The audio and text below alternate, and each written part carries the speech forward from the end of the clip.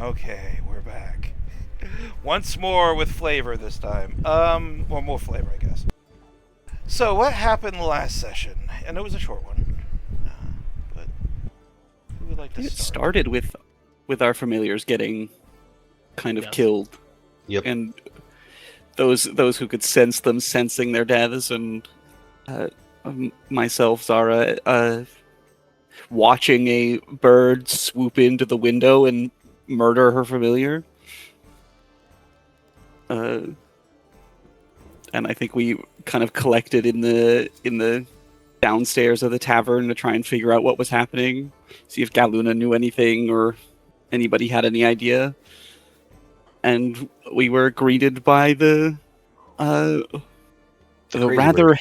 heavy little bird, kind of cheeping and trying to figure out a way to communicate with us, and us doing the classic one or two cheeps for yes or no. Before we realized maybe let's go out and do some magic item shopping and pick up a scroll of speak with animals on the way. So we kind of gathered with our old sketchy snail merchant friend, and Best. It's been a different Yes. snail every time, by the way. oh okay. And got the 3 magic items and the scroll. Brace of defense, sensor, bloodwell vial. Made our way back, and we're finally able to speak with the bird, who kind of was like, you're going to pay me for information through shiny coins, your shiniest. Kind of collecting more as the conversation went along. Lovely. And For every bit of information. yeah, he was like, you want more? You want more? How about I get more? And kind of told us about the Lord of the Sky, and that they were watching us through flying familiars and any flying creature, really, potentially. And that they were a defiler, and we may be on their shit list for some reason. Yeah, did we ever find out why? Nope. I think we made some assumptions, some like educated guesses, either Kalis having a shard in him, the other shard of pure divinity. Yeah. Yeah. I think those were are the best guesses so far, but Okay. yes. Did we learn anything else from the bird? I think it was mostly It was mostly he looks through flying things. He Yeah. come for you. Watch out. He's been looking at our demi. Yep. Yeah. Oh. And then we kind of bid farewell to the bird. With all of its many coins taken with it. And we talked with Galuna a bunch. Kind of deciding to play our cards a little closer to our chest about the whole Eckengrail fiasco. Mm-hmm. Erring on the side of, we don't know what happened to him and if he's alive or how he's alive, but that's something we could likely research on our own without asking somebody who is potentially not always going to be on our side.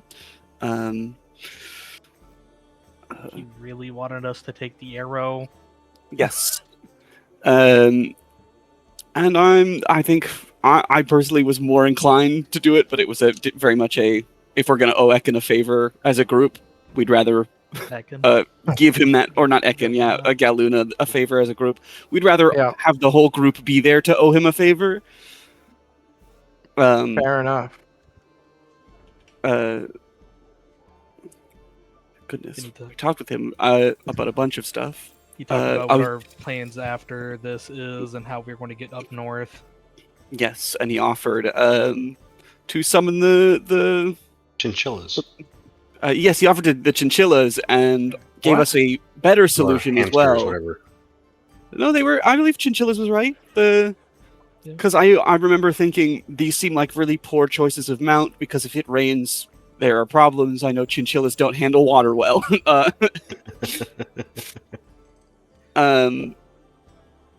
But he offered Spider. a rather much quicker solution in contacting the Meeting. Spiral, Yeah. albeit a bit more expensive, and has an interview process. And I think we decided to take him up on that, seeing as our instant option, for one, had kind of consequences in fighting, doing some sort of trial if we still had access to it, and not having access to it, being a really big deterrent. Now that Ekin is not assisting us. We also talked about needing money for them, and so he's like, well, you know where there's money, that one keep. And we're like, oh, great. The classic, do a job and rob the dead people.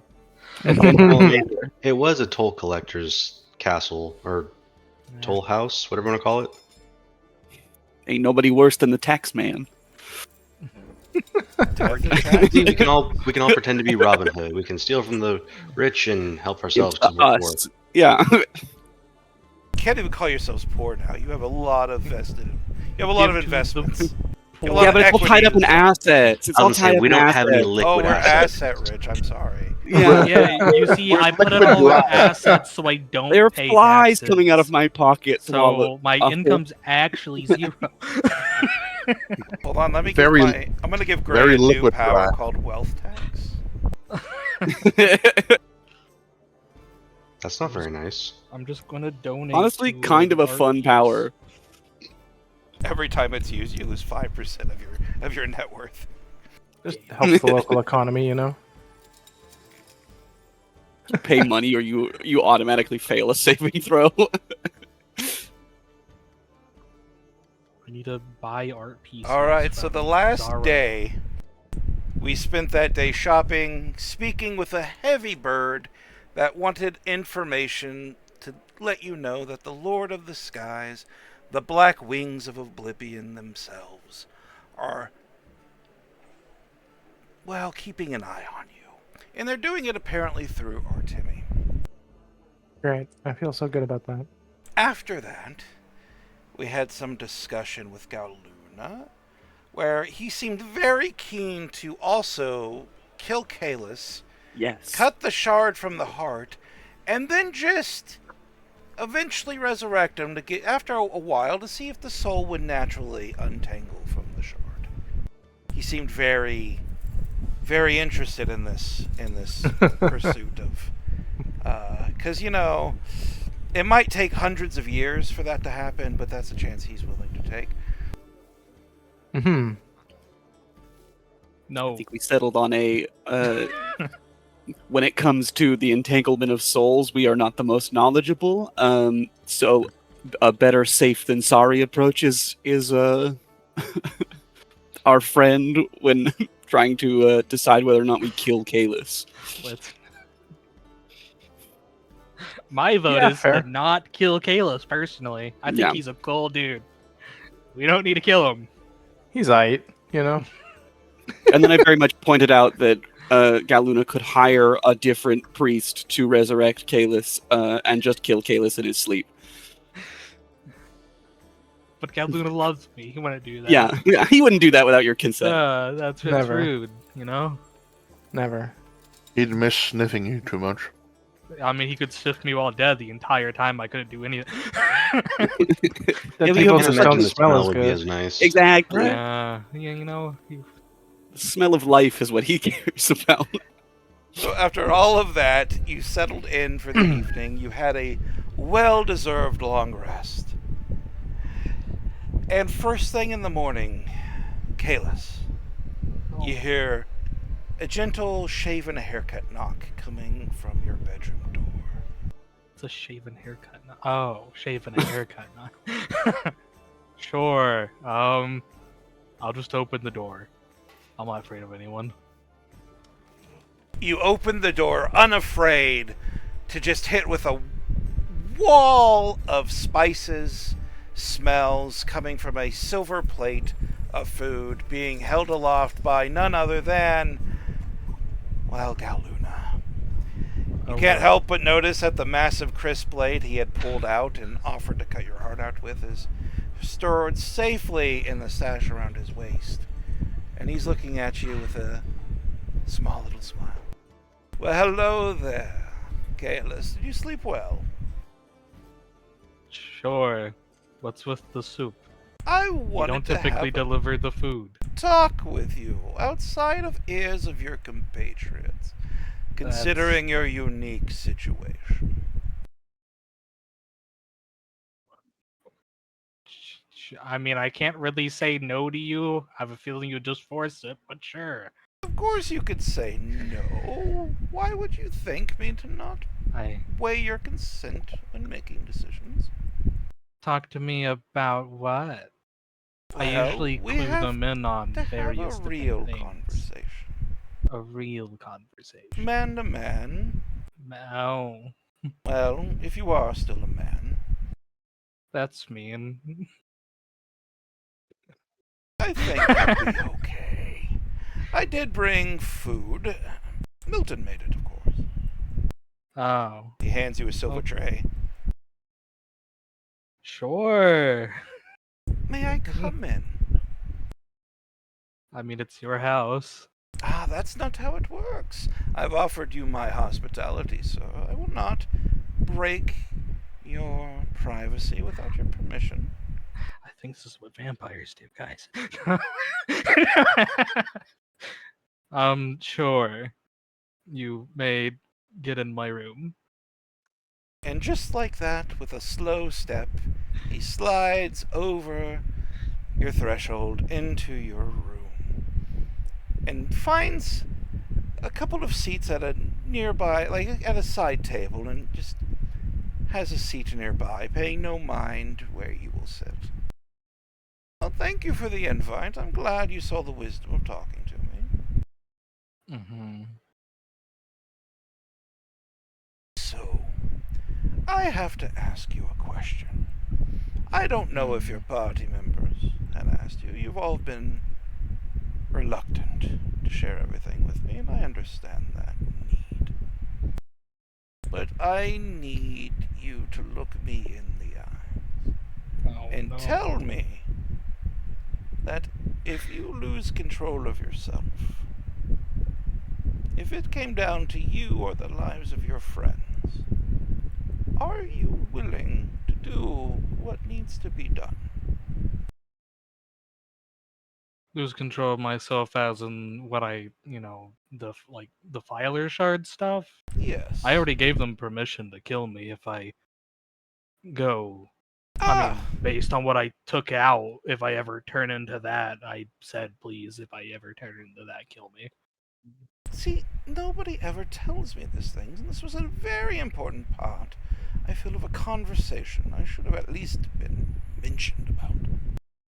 Oh, well, yeah, I mean, I gave them, I mean, they more said, you know, if you turn into that, I'm going to kill you. Mostly Zoran said that, and I said, I'd want you to.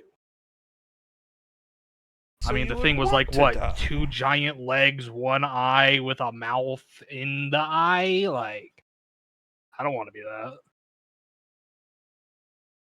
So you want death rather than be changed. To lose I mean, yourself to whatever curse this is. yeah, probably. I mean, the thing didn't seem. I mean, I didn't fight it. The thing didn't seem intelligent. The thing just. Never seen anything like it. Well, But and I mean, I don't want to go on and kill innocents while I'm like that and not me. I mean, if there's a way to change me and cure me of that, that sounds great. But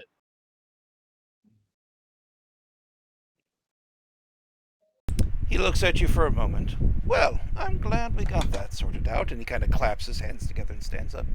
Enjoy the food and know that if you lose yourself and I'm the only one around, I'm going to kill you.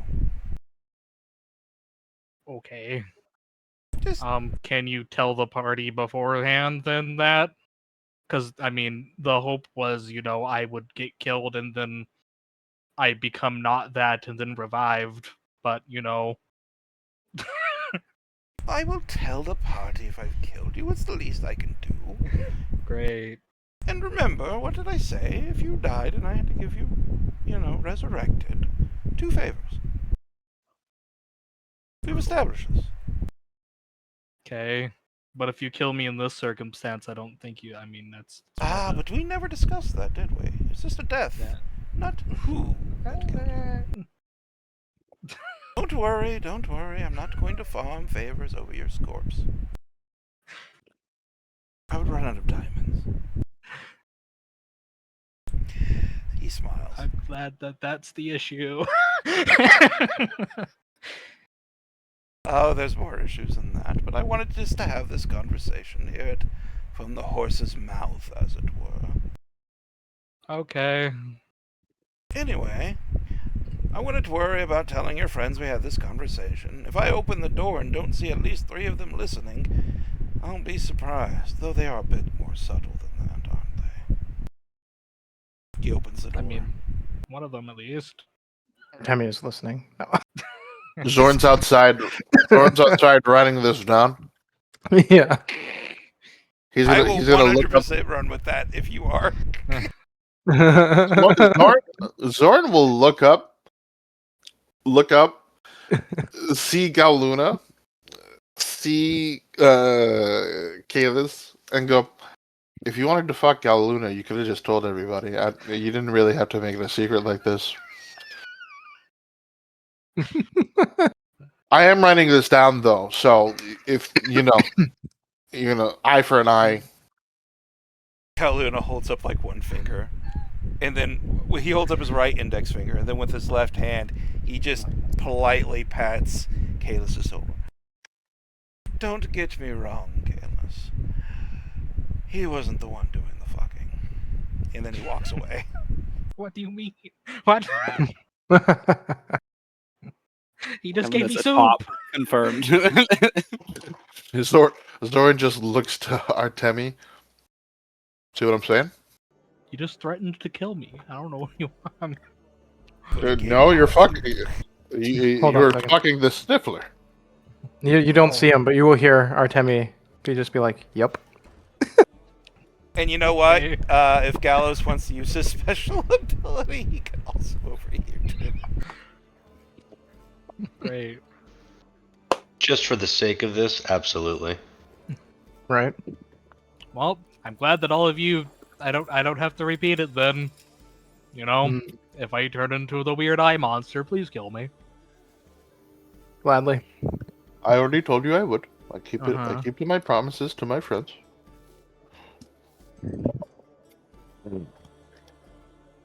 Zara walks out of her room. So, has anything important happened today? Zoran immediately goes, "The sniffler and this guy are fucking." Good for them. Yeah, I know, right? You could use someone in your life, Kalis. No, And so could Galuna. I would be proud, but no, it's not. We didn't. I don't run that way, man. What? Fucking people who sniff you? I mean, honestly, yeah, that's a In big... the right context, it can be very sensual. Exactly. That's what I'm saying. I heard people are into that type of thing. you know, murder, you know, people who sniff me when I'm not wanting to be sniffed. Yes, consent also very important, so that I do understand. So, are we going to the keep today and to die? Well, did we want to meet with the rest of the rat folk first? Get that in line before we might not be able to? I mean, sure. We could do that before death. I have no issues with that. I mean, Suppose. one-on-one meetings seem like it would take quite a bit of time. Yeah. Who is Her Royal Floofiness Princess Squeak the Great? One of the 3 chinchilla mouths. Oh, okay. The chinchilla offerings, yes. Gotcha. Adorable.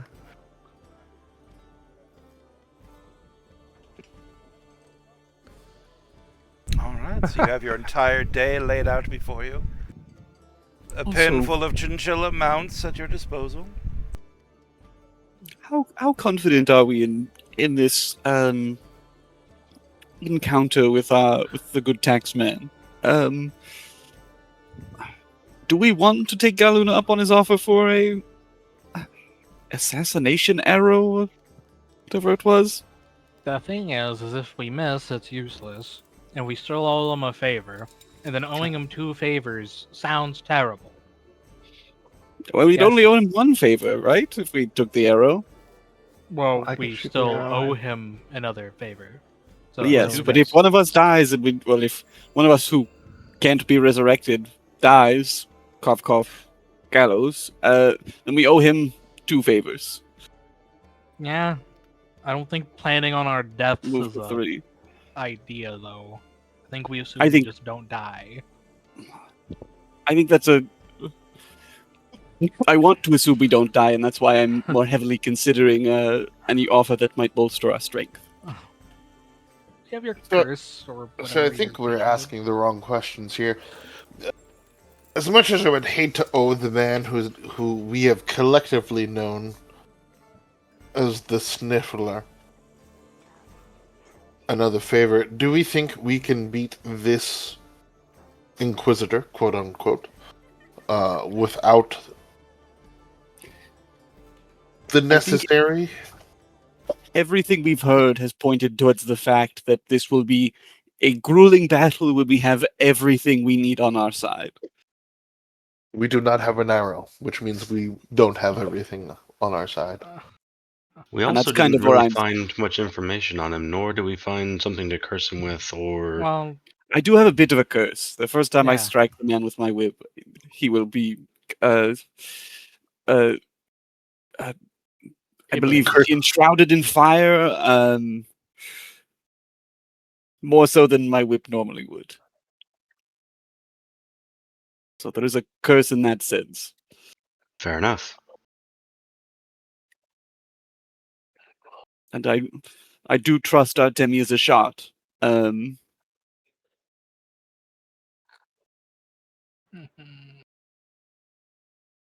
I'll make a hit if I have to.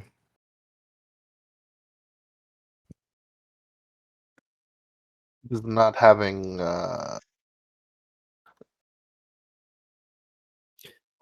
What were the Does- properties of the assassin arrow again? we Sorry. don't know. 'Cause if it misses, is it destroyed? Could we retrieve it and potentially return it to somebody who could shoot it? We don't know how it works or what it does. He did reset to say it's a 1 shot. So I'm assuming something happens to it if you miss. So most magical arrows lose their magical Expire. properties when they hit. Yep. If you miss, you just gotta go pick up the arrow again. Usually.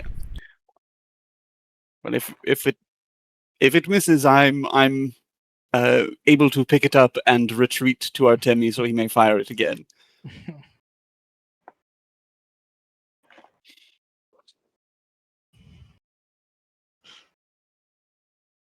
I mean, It's worth it instead of owing Galuna multiple favors to keep us alive.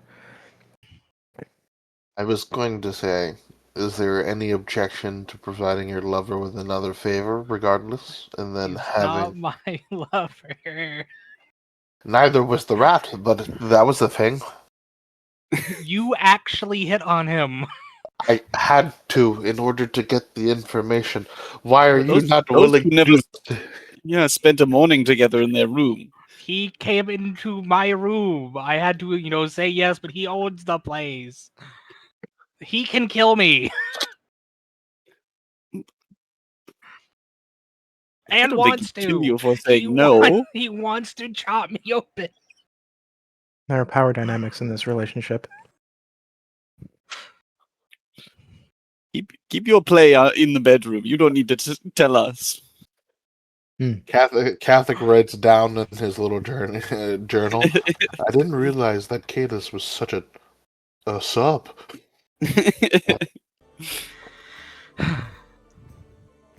I mean, it seems all of you are in favor of owing him a favor, so sure. I mean, we already owe him one. That's So the it's not- thing. We already owe him one. It's scary to owe him another. Yes, it is also scary to owe him 17 when he's done with Yes. Well, I- you Yes. just don't die. reaping our That is souls. far easier said than done. If they simply step out of your ball of lightning again, as has become commonplace, it seems, I would rather have. That isn't again, my fault. That no, I'm is- not saying it's your fault. It is an anomaly, but it is an anomaly I would like to be prepared for with all of the things at our back that we can add. I already said you guys can get it if you all say sure. I'm not going to be happy about it, but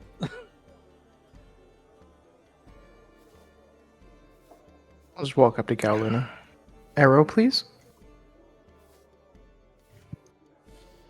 Galuna, playing a few wayward keys on the piano, looks up.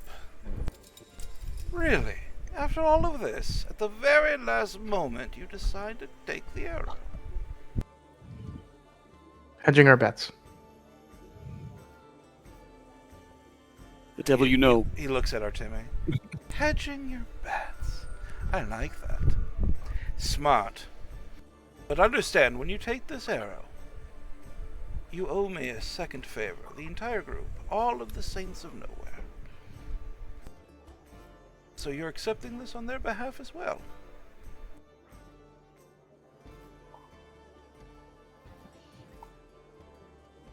It was a group discussion. Well, very well. Give me just a moment. I must retire to my chambers. And with that, he leaves for a little moment. He goes up to the second story, enters his private quarters where none of you have been. And a few moments later, he comes out with a small little box, just large enough to carry either a rod or a single arrow. He places that box atop the piano and opens it, and on a field of blue velvet sits what looks to be a splinter of oblivion. This black, twisted thing of an arrow, which looks like it has no flight dynamics at all. It's a twisted, gnarled branch with just a black crystal at the end. Its feathers are wayward purple leaves that are growing off of it in strange angles. Well, this is it. My little gift. Well, it's not a gift. My little exchange.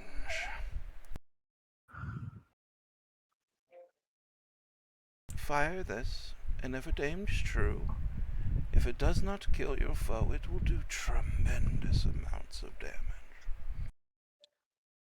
I do not expect it to destroy the Inquisitor, but he will feel it.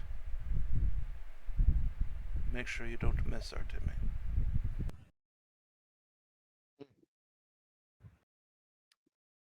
I'm usually a pretty good shot, so I was just planning on throwing it at him. I'll just take it and like balance the weight and kind of like fiddle around with it, observe it, take stock of it, essentially. It looks more like someone plucked a branch off of a strange tree than they actually like fashioned an arrow. But the magic that's coming off of it doesn't really require an Arcana check. You can feel it radiating, just a necrotic aura about it. It's incredibly potent.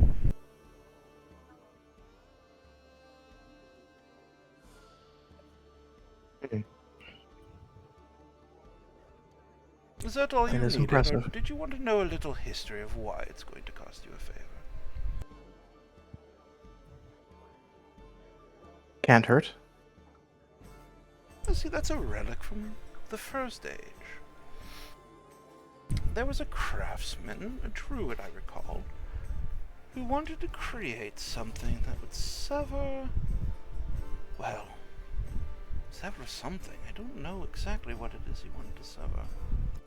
So he grew a tree in a spot the sun never shone. How do you grow a tree in a place that has no life, Artemi? Magic. Well, take more than magic. The tree he grew that day had 15 branches, and from each of those he fashioned one of those arrows. 15. That's all that ever existed, and all that probably ever will. And that warrants a favor, don't you think, Artemi?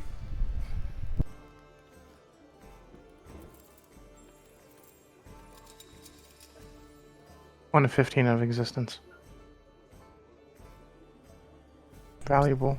Less than 15. If you use that, it will be the 7th known to have been used.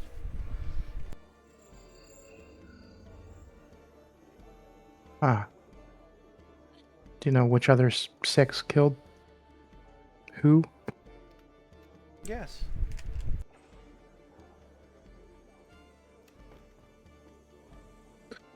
Did they alter history? In their own ways. Doesn't every death alter history, Artemi? He says with a smile that clearly lets you know that he's not being completely serious. No, some deaths are pointless. But you altered the history of that little life and everything in its orbit when you remove it. Some people just have larger orbits. And some people are the entire... Well, some people are their entire world. Whether or not you decide to use it on the Inquisitor, or perhaps save it for a later date, know that you're destroying someone's entire universe. We should always keep that in mind before we start killing, don't you think, Artemi? It is apt. How many universes have you destroyed? Enough.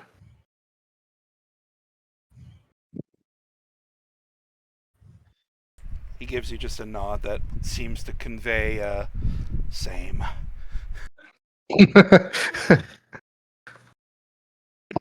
Well, to broken universes and things that will never be. Use it well, Artemi. You don't know what you gave up for it. I do not. And neither do I. But make it worth it, whatever it is. Just makes me want to shoot him. Just use Well, the arrow.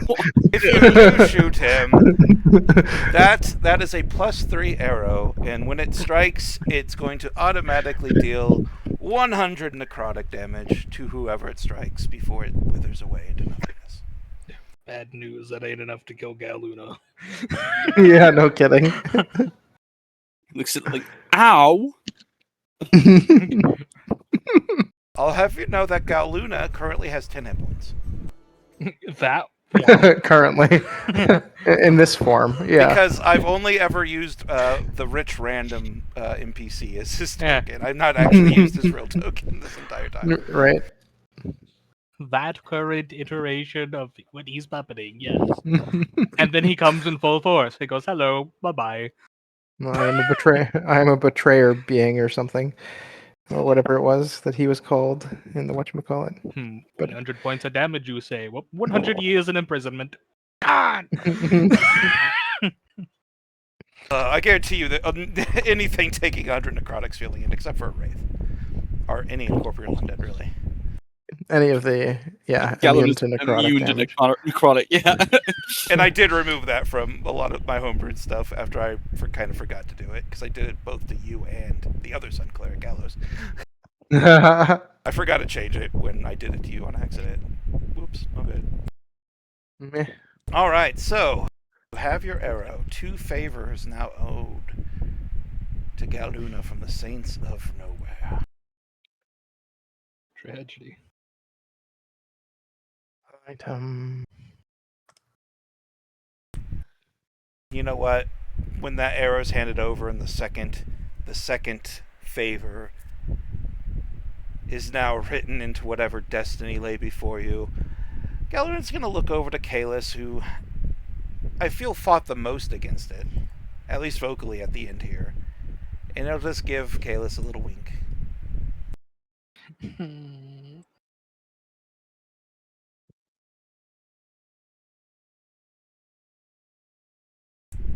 And however Soren wants to add that to his journal, he may. All right, so you have the arrow. I just clicked the +3. Or I just renamed the +3 arrow. We'll know what it means when it fires. Does the arrow still do your attacks normal damage, or just the? This will add 100 necrotic at the end. Okay. Yep. So are we meeting with various vermin folk and then going to die?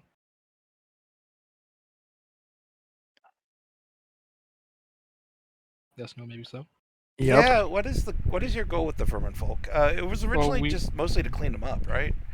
And yeah, we were just gonna, because I mean, at least Kalos wants to personally meet every single one that he's going to have under his employment. Oh, so you want to shake 200 hands? Yes. He wants to at least know the faces of the people who's working under him. All right, we're gonna put that aside as honestly meeting and getting to know names and shaking hands. That's gonna be an afternoon, I feel like, or at least the rest of your morning. Yeah, that's a very large task. It's a lot of people. You're not really questioning the people with this time either. That's just hi, my name's Bob. Shake hands. Hi, Bob, and then you forget immediately. To know these people and to question them, that's gonna be a downtime.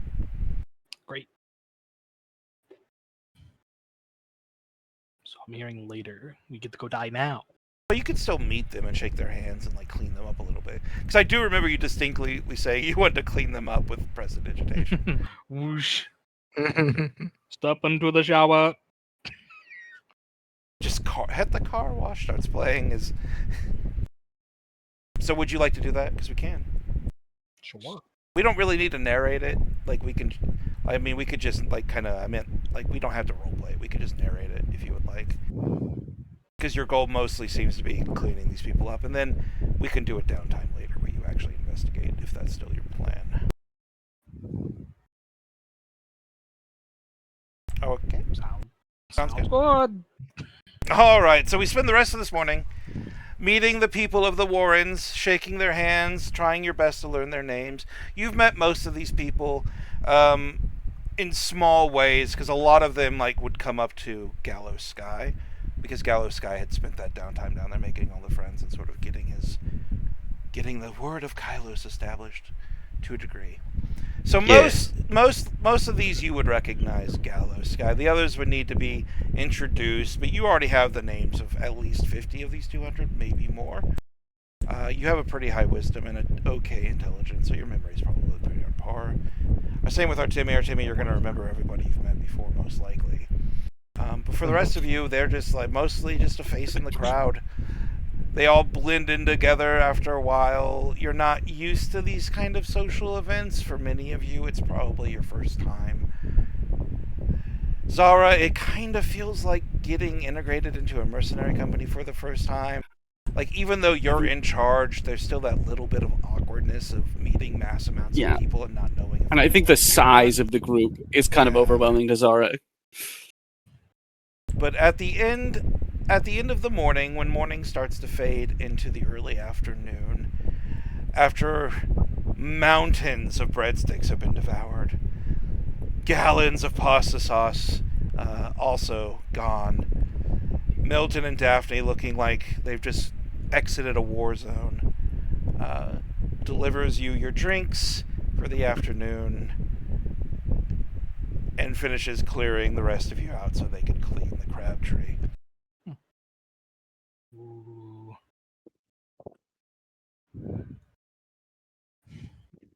And everybody's happy because they left well-fed, cleaner. Your reputation grows in that regard amongst the Warrens, for sure. Free bath. Oh, bro, those people, they're going to come back to the Warrens. They're going to have jobs. They're going to be clean. They're going to be well-fed. So many people can be jealous.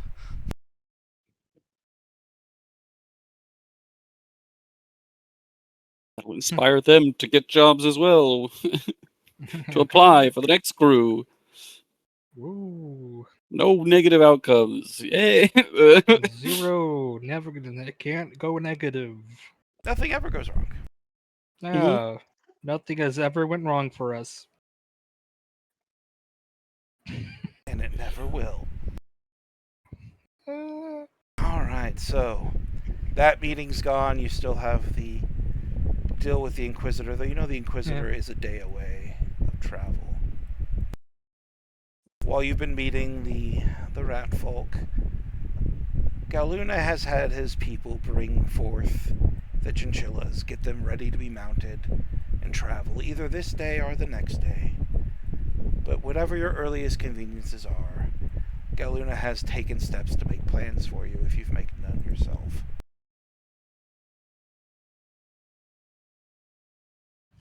Ooh. Oh yeah. We riding chinchillas there? Alright. So with the laughter and the merriment and the food all fading the memory, you mount your chinchillas, who squeak a little begrudgingly, the princess especially, bulking under your weight. Who's riding each chinchilla? Because there are only 3, but each one's large enough to carry 2 people. Even the little guy, whose token some reason does not want to be as large as the others. But I've decided to turn that into a character trait.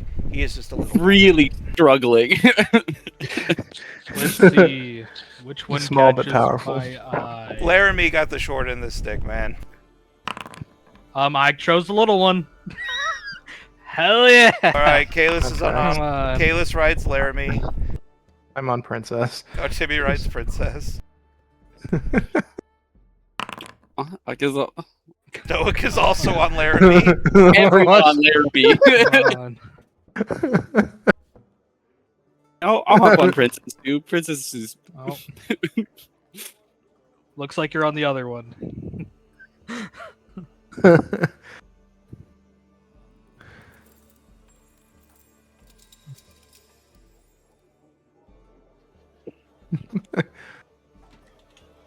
Then Zorn just gets the big Laryl to himself. He's a big guy. Even little Laramie's like, this is some bullshit. And Chinchilla. Kalis is a no, little no one guy. speaks chinchilla. Old guy? What do you mean? What? I'm old? I said little. You're not Oh. old. I said... I thought you said Mr. old D. guy. Little?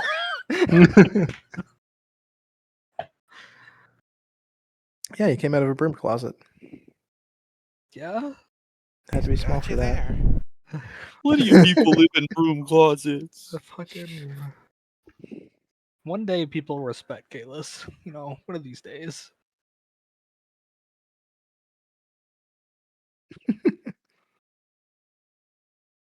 All right.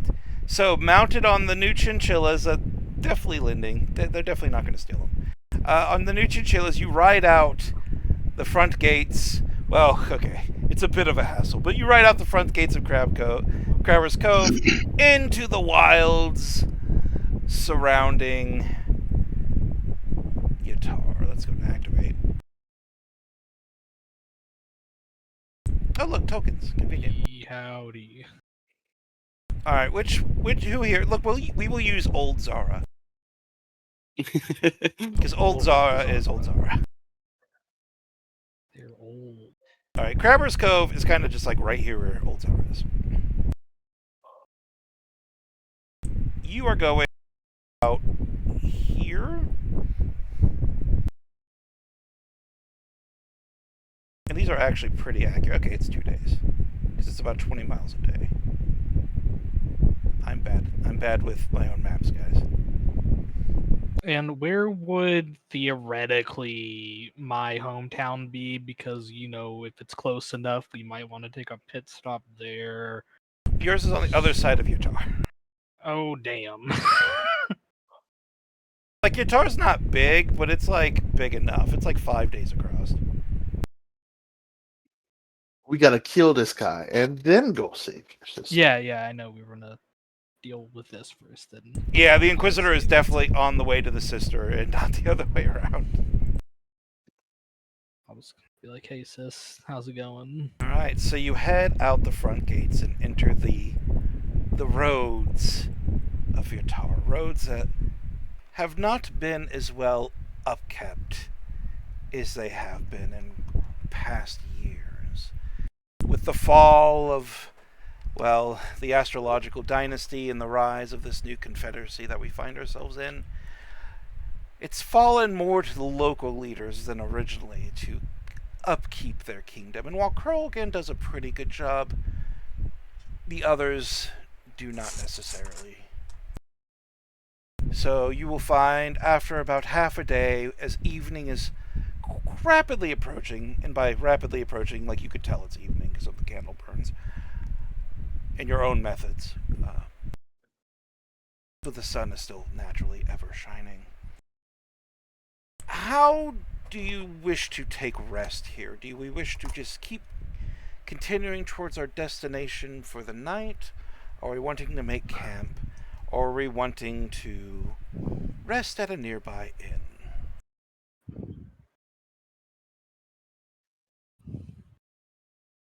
I'm in Camp? into Comfortable with it. camps. Camp or inn. Happy with either.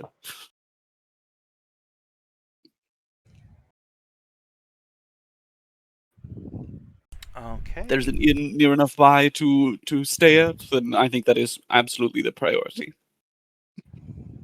So we have one vote for inn. And was that 2 for camp? Or am I mishearing? I said camp. I'm indifferent, either inn or camp. If if the inn's far away, then camp. If the inn's nice, then Alright, the inn is a little out of the way, so it would be more convenient to camp if you wish to make time. So it depends on if you want time or comfort, basically. nah, I'd be a camper then. 'Cause Yeah, I want we this can done. camp, but Yep.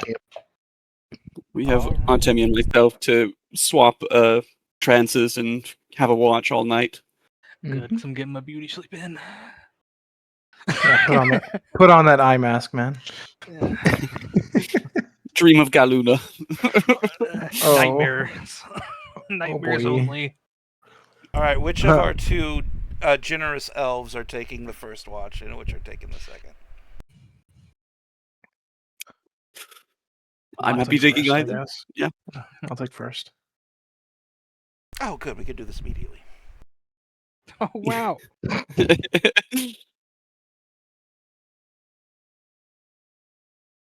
We all sit down on a nice secluded clearing under a lonely copse of trees. We find a shady spot where we can lay our heads back, close our eyes, and rest in the gentle, warming light of radiance.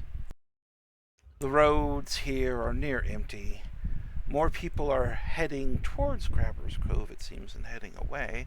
What few bits you do see, that is. When beauty sleep arrests our humans, and our Timmy finds himself doing what in the middle of first watch? What does our Timmy do to keep himself and his mind sharp? He will have climbed a tree if there's a tree available. Oh, you're under a copse of shady trees. Of course, Yep. there's at least 7 trees available, if not, let's say, as many as 12. So it will be And there when our Timmy's sitting in a tree. What is our Timmy doing in that tree? What hobby do you have when you're by yourself and no one's watching? That's a good question. Right now, I think he'd be looking at the keys that he has attached to himself, wondering what they do.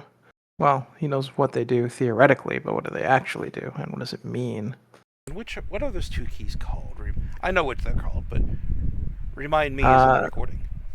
Cecilia's key, if I said that right, and Melora's key. And what are the keys to? Specifically, which doors do they open? One is the gate to Zenith, opens the gate to Zenith, and one opens the gate to Dusk. Or of dusk. All right. So you're pondering these two keys, the keys to Zenith and the keys to Dusk, unsure of where they might lead or even where they might be. And as you're pondering these, you just hear a gentle flutter of wings nearby as a particularly large raven lands on a branch nearby, silently watching you, seemingly interested like all ravens are. Can I get a perception check? Sure. I'll just stare at it. I'll use a lucky point to get advantage if I may. Well, 14 no matter what.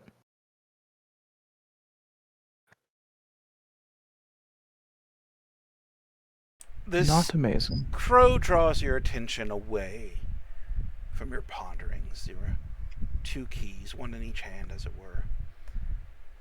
And it's only when you look at the crow does your peripheral catch the fact that every tree in this copse, every branch in these trees are just covered in birds.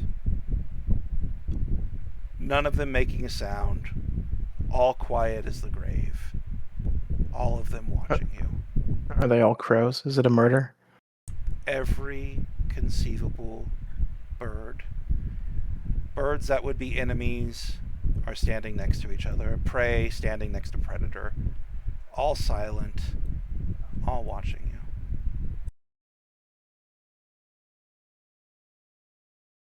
I guess this is what it means when you can't scribe.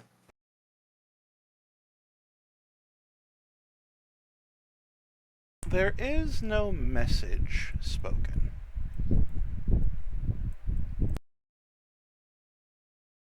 As these birds just watch you, and they will continue to watch you in everything you do while you rest here.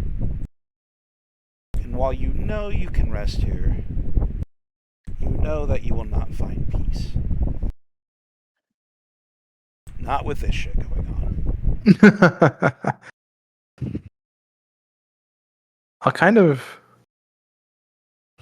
I'll just be like, well, if this is the way it's going to be, this is the way it's going to be. You know I'll take out like a ration and just basically try to feed them, try to coax them over. Yeah, because you know this was more of a declaration. Like this was a message. This was a statement. Like they could have been way more subtle than this. This isn't subtle at all. Nope. And you pull out rations. You begin throwing it at birds that should reach down. They should peck. They don't. They just watch you quietly. Every once in a while, one bird will leave, only to be immediately replaced by another. Apparently, they're not being kept here to the detriment of their existence. They are being rotated out, it seems, as it needs. Mm-hmm. But when you exit your trance and you open your eyes and you look around for Artemi, you come face to face with the fact that there are hundreds of birds in this tiny little copse of trees in this middle of this clearing, and they're all just silently staring at Artemi, who's trying to shove food in their beaks, unsuccessfully. Oh, there, Artemi. I made a couple friends, I see. Just a few. Well, it seems somebody has their eye on you still. With or without the familiars, yes. Don't suppose you could speak to them? Unless Find out you what they had. happen to have a scroll on you. I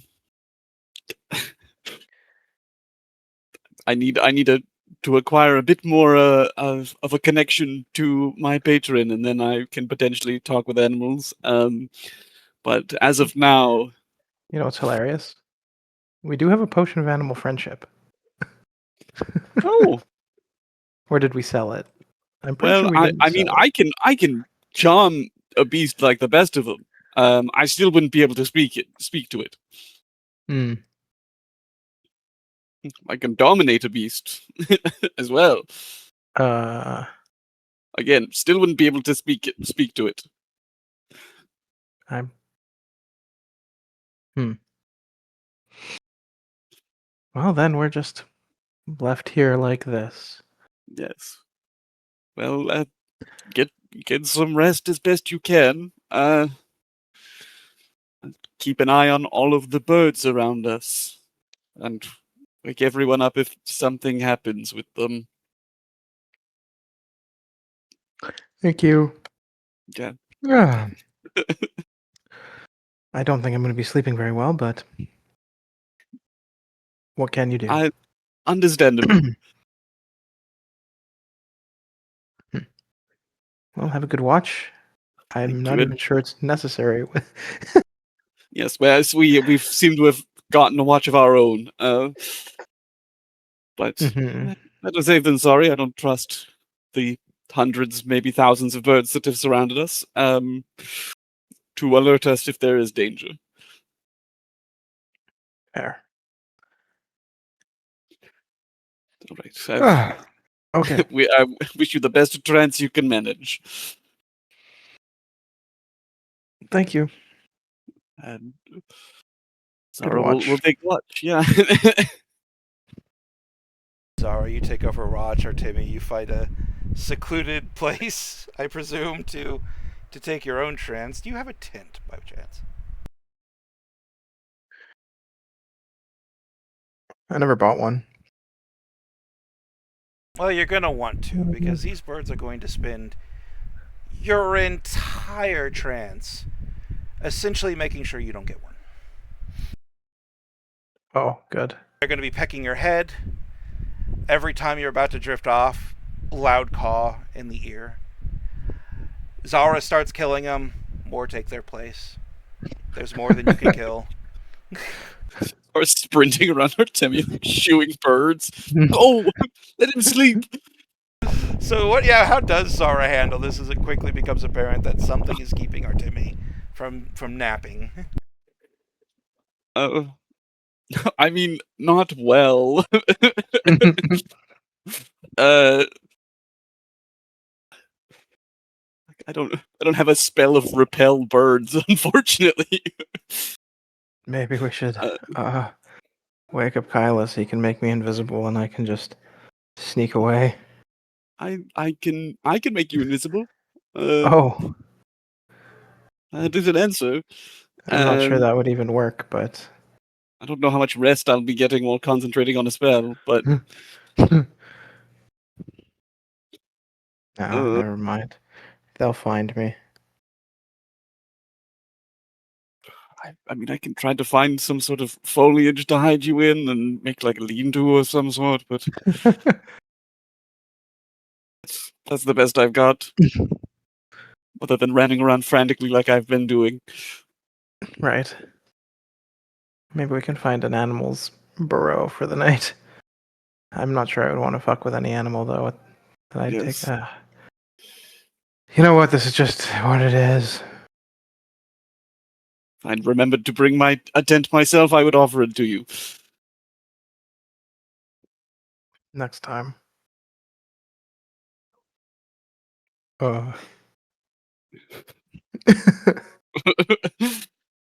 That's right. I made a tent relevant to the campaign. Hell yeah. You're not going to get a long rest. It's going to be really annoying for you because they're literally doing that thing where they're watching you drift off, and then right at your most vulnerable moment, that's when they strike. Yep. And it's just constant. It's at the point where it kind of rouses your human companions every once in a while, but never more than they could just get up and roll over and go back to bed. You, on the other hand, you suffer. And Zara watches. Yeah. And at the end of your trance, as you realize that you have not tranced at all, Not tranced, yeah. everybody awakens who was sleeping at this point, well rested and refreshed. A long, restful, quote-unquote, night what is now behind you, and you awaken to see a somewhat probably distressed-looking Zara. I'll leave that up to her. But Artemi's eyes are a lot bloodshot. of bird droppings. Jesus Christ. A lot of bird droppings, man. Just everywhere. All seemingly focused around Artemi. Like Artemi's the center of a bullseye. Jeez. Maybe you just give the Skylord what he wants and summon your familiar, and he can watch you through that instead of sending hundreds of birds to pack you away. I think this is more than just watching me now. Otherwise, he'd let me sleep. I don't know. Yeah, I don't know. I am Although I don't really know it changed. And Definitely as to why giving he thought doesn't let you sleep anymore. Really to casting bad this luck gravity with sinkhole. birds. Like your boss was a bird. These birds don't like you. A bird defile. That's a good point. Death to Jimmy all the bird birds. beefer. That's yep. Why do specifically bird folk hate me so much? I don't know. They don't like your Ugh. being. Turns out there's something in our Timmy's backstory where he like punched a crow accidentally, and they've all hated him since. And did it as a kid, and they're just like, I'm gonna fuck up this guy's entire life. Crows never forget. Fuck I feel like around, and find stabbing out. one with grave bind and then casting speak with dead on it. Just be like, stop, please stop. No, I'm not gonna kill any of the birds. I was so ready for the share caw. a language, right? Caw. Yeah. Futile. They would just call you. Mm-hmm. They'd say "fuck you" and "bird." It's gonna do that while it's alive too. So As if on cue. Ah. Caw. Caw. Yeah, I got it. Well, I'm glad you got enough rest. we're on duty now. Uh-huh. I'm gonna just take the immovable rod and like make a mimic a motion of as it to press the button while it's like next to my head. Just be like, okay, So anyways. next time we choose the end, where theoretically birds don't go in, though they'd probably just break your window and really, hey, yeah, broom closets tent don't have windows. hopefully does the same thing. Oh yeah, a tent would be nice. Except And I can't they could just caw stand up. outside the tent? Oh yes, but I think sleeping through noise is far easier than sleeping through assault. Yeah, true. Bird assault. Now, correct Maybe me if we I'm can- wrong. I know there's a constitution check involved with the whole exhaustion thing. But Yeah. don't you have like so many days of free days before they have to roll that, or no? I think the yeah, first so- day you don't get sleep. All right, I need a DC 10 Something. Constitution saving throw. Yeah. I mean, I'll Let me look. look it up.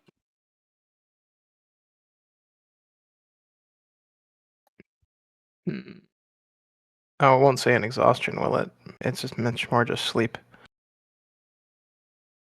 Okay. Well, it's one of those like if you get levels of exhaustion due to lack of sleep, if you ever like fail, you just go to sleep. Just yonk. I'll make the Constitution savings right now, though. Pray for me. Do I want to use a lucky point? If it's No. worth it. Well, I am somewhat exhausted. All right. What is it now at -1 minus across 2. the board? -2. Oh, oof. Yeah. All right.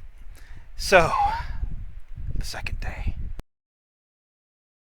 The second day is much like the first. The roads are easygoing, but you are now outside of Coralgan's domain and into the domains of other lesser lords. You would mostly cross hamlets. You see a few villages. People greet you, wanting to gossip, but it's always passing small talk. There's a certain wariness to everybody at the approach of strangers that makes you seem like, even though they're welcoming, there's something unwelcoming about it. Like, we're glad you're here, but also could you leave? And you recognize this to be pretty common in these small hamlets, rural areas, especially this close to the Twilight Lands when there is so many monsters around. when you get to the end of the second day, you can see the toll castle ahead of you. The roads here are pretty well protected. Not a lot of monsters roaming around this far north. Toll Castle is massive. It stands on an outcropping overlooking a river, and it has a toll bridge which is currently up. Bright yellow flags bearing a black crescent of the Black Caravan waft in the breeze, snapping hither and fro. Everybody, it's been a long day of walking. For Artemi is exhausted. Artemi, your eyes are bloodshot. You're feeling the lack of sleep wear at you a little bit. Throughout the day, you've noticed every once in a while, just when you think the birds disappear, one little bird will just show up at the edge of your peripheral. Just enough to remind you, hey, we're here, and we're going to be doing it again the next time you try to sleep. Just a nice little reminder, a gentle caw here and a gentle tug there. It's the end of the second day, and your goal sits before you. Would you like to push forward for a couple more hours and reach the toll castle? Or would you like to a second attempt to take that long rest? Artemi. How are other people feeling? I mean, Other basically, people got sleep last night. yeah, we would have to find a building to be in for you. Hmm. So, Mhm. We could find it in. That's not a problem. The only thing I think about is if Artemi doesn't get enough sleep and he gets more exhausted, he's got to be the one that fires the arrow. That's kind of where I'm at as well. I will say this. If we do try to have Artemi sleep, we're gonna have a fun little skill challenge of how do we make sure Artemi gets some sleep? Yeah, how do we board the windows and Yeah. dig a hole, bury him. There you go. Just bury me. I think I need to breathe too. That's I was about to say Ah. there's one little tube More. poking up from the ground. Yeah, give you no a kidding. straw, you know. Problem is you did it in like a bunch of weeds and now you lost the tube, so you gotta try to find it. No. Oh my god.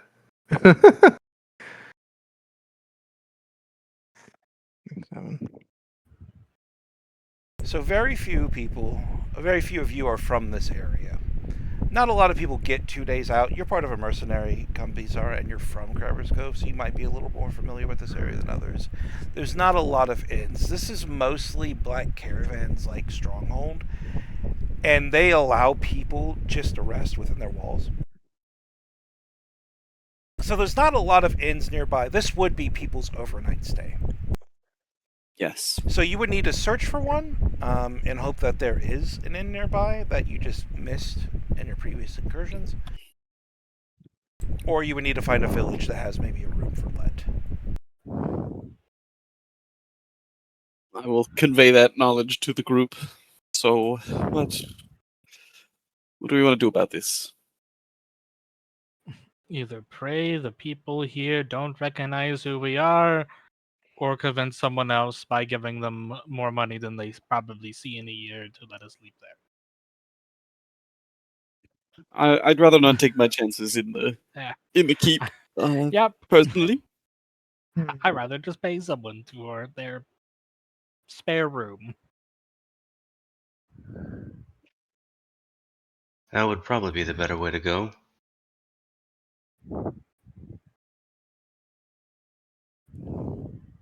All right.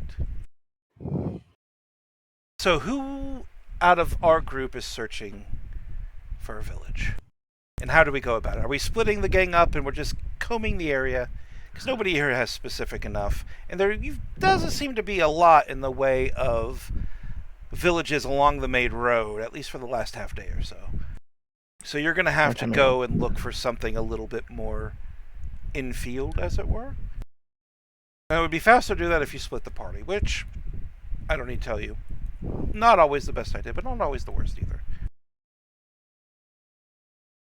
Artemi will definitely try to look for a village. He wants some sleep. Yeah.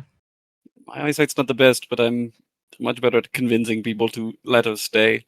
I can look for tracks and whatnot, see if there have any caravans have come through, where they might have gone to. Alright. So with a plan in hand, we're gonna have Zara look for tracks. Alright, Zara, you're gonna set out looking for tracks. We'll just do like a really impromptu like skill challenge here. Zara, you're gonna set out looking for tracks. Anything that would let you know if people are passing here. You are still on the main road, so finding tracks that head off suddenly would be mostly what you're looking for. Yes. Also, yes. animal trails, smaller trails that may be hidden. Go ahead and roll. I presume you want survival. Yes. All right. No, I will lucky it if I can. I'm not. Survival is. It's okay. Survival is okay. It's okay. It is a couple of hours walking back and kind of backtracking a little bit, so you have some, because you weren't really looking the entire time you're walking here, but you backtrack a little bit, and you start following the road, keeping your eye out for anything that looks strange, and you do find a few things that are strange. You do find footsteps that lead the road, that leave the road in strange places, and mostly they wind up in trails that are purposely covered up. Mostly it's game trails. But after that, don't really lead what you would think. They're more like, think of like a hunter just trying to hide his trail from other hunters, right? That's mostly what you find. But at the end of the, let's say 2 hours, you will find another hidden path, but this is a much larger, well-traveled path. But still, someone did try to obfuscate it. For whatever reason. It's our lead, so it's where we're going. Alright, so now that we found a trail, what would the next person like to do? I'll pick at random because I don't want everybody to roll initiative. Let's see. We'll just go to Gallows. Gallows. Now that the path is found, how are we helping find a village and a safe place for Artemi to sleep? I think we're going to stick with the classic and go with perception. Going to be looking around for anything that stands out, sights, sounds, smells, anything that might point in the direction. It could be, a campfire, smell of food, anything. Alright, it would be the smell of open fire. The campfire from a distance, like that smoky. Yep. Would be the first thing you would notice. Go ahead and I'll give you that one for free, but go ahead and roll for the rest. Okay, well, you have that open smoky flame. Somebody is currently roasting large amounts of meat. You can hear the distant yapping of dogs, multiple people milling about a bonfire, and a large something roasting. Zoran.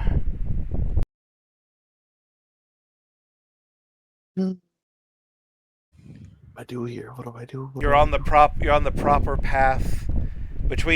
You're on the path, and you know what's heading towards you because of Gallows. But you don't know if the people at the end are going to be helpful, going to be strange. So, as the randomly chosen face of the group, who's not a charisma character, how do we best present ourselves to this situation? Obviously, you don't have to use charisma, that's just an easy go-to. But how would you present your group to this? You're going to be the first impression. You're going to be the welcome to the group of these strange people. Heard. Well, let's see. I have a +4 in persuasion, so it's not bad. You know what I'm gonna do? I'm actually going to utilize my where is it? My perfume.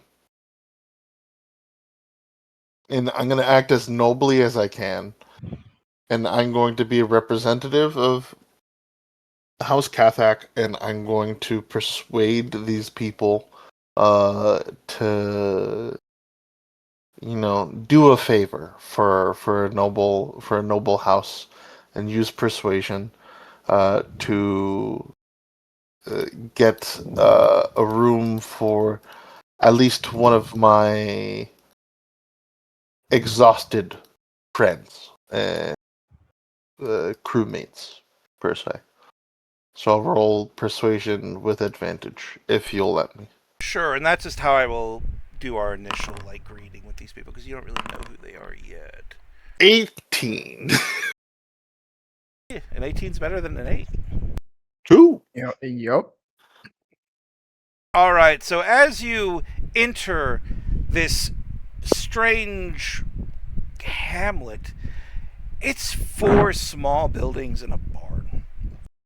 In the middle of these 4 small buildings and a barn is a large bonfire where where all the 4 families, there's probably 3 or 4 families total here, are roasting today's catch over an open flame. Looks to be venison, smells like venison, very few spices, but these are just simple woodland people, don't look very educated. 4 families tops, a couple of goats, maybe a dairy cow, not a lot of actual agricultural civilization here. But as you approach, you are talking to someone whose mouth looks like the worst kind of set of piano keys. Just yellow and gapped. Older woman, human obviously. Long braided hair, adorned with feathers, dressed in a pretty simple gown.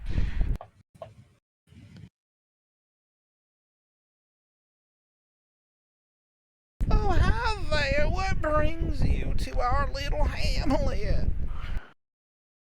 Oh, you smell. Wow, you smell prettier than a flower of farting pine scent.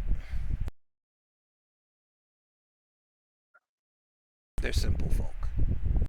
Uh, I'm I'm uh, I'm sorry. My name is Kathak Zoran. I'm a member of House Soren, House Kathak. God, House Soren would be so cool. House Kathak of Drakensar. I was wondering if I might. Is there a spare room for me and my companions? It'll be tidy and be tight, but one of my companions is extremely exhausted and maybe ill. I was wondering if I could put him down to a bed. Let's see. They do shrink back a little bit at the mention of ill. A lot of nervous people who don't know much about what we would consider modern medicine look at our Timmy like he may be a plague rat of some kind. Give him strange looks. A couple of people step back. What kind of sickness does he have? He's just exhausted. It's been a couple of days on the road that we've ridden here, and he hasn't gotten the best sleep. So he has what we would call a headache, and needs water, proper rest, and food, and he should be on his way. Oh, is that all he needs? Just a place to sleep? Oh, we got a barn with a hayloft that you guys are more than happy to use for a day or 2. That would be perfect if you wouldn't mind. Could I ask if there are any windows? Well, we got the big loft door and the big door, but barns aren't usually known for their windows. Okay. Perfect. That sounds great. I'll be able to lay him down on some hay, and we could be out of your way. And I'll happily pay for it. Do you accept gold? She gives you a look like, huh? Like, oh yeah, we accept all kinds of anything that spins. You said gold. Yeah, I do have gold. Would you? I could. Can I see one? Sure. I'll take out a gold coin and hand it to her. She kind of like looks at it, and it's one of those moments when you realize she's probably never seen a gold coin in her life, and she's like looking at it because she just wants to see it. Okay. I'll take out. Kids are coming by. Can I look at it? Can I look at it? I'll take out 4 more gold coins. I'm happy to pay. This is a gold coin for each of us. If you would be so kind, we would like to take some refuge in the barn. You get out exactly 5 coins, the 5th clink sending a strange shiver down Kalis' spine for reasons only he may know. But after those 5 coins have gotten out and find themselves in her hand, oh yes, you could have the run of the barn. Though I might suggest you maybe throw yourself in some mud, because we got a lot of farmhands out in the fields off across the holler there. And when they get back, they might think that they need to come courting you because you smell very... I don't know what to say, but it smells very... Sexy. You smell better than everyone here. They might think that you're a stranger or some kind of princess. Well, Oh, I chuckles. can assure you that I am just a man. It is quite okay. If I need to Sexy man. if I need to do any farm work, please let me know. I am happy to help in order for better payment. Whatever you need. Thank you so very much. And the rest of that day is literally a smash cut of Zoran doing various small physical activities with his shirt off. Small, sweaty. Sweaty and cologned. Work. It's his natural musk. Yeah, that's it. It's overpowering to this poor old woman. All right, you have the run of the place for the rest of the night. Quote, quote, I guess, you know what I mean? Artemi, you find a nice secluded corner of the barn. The doors close. The hayloft window closes. Yeah, I'm closing up tight and then going thump, thump.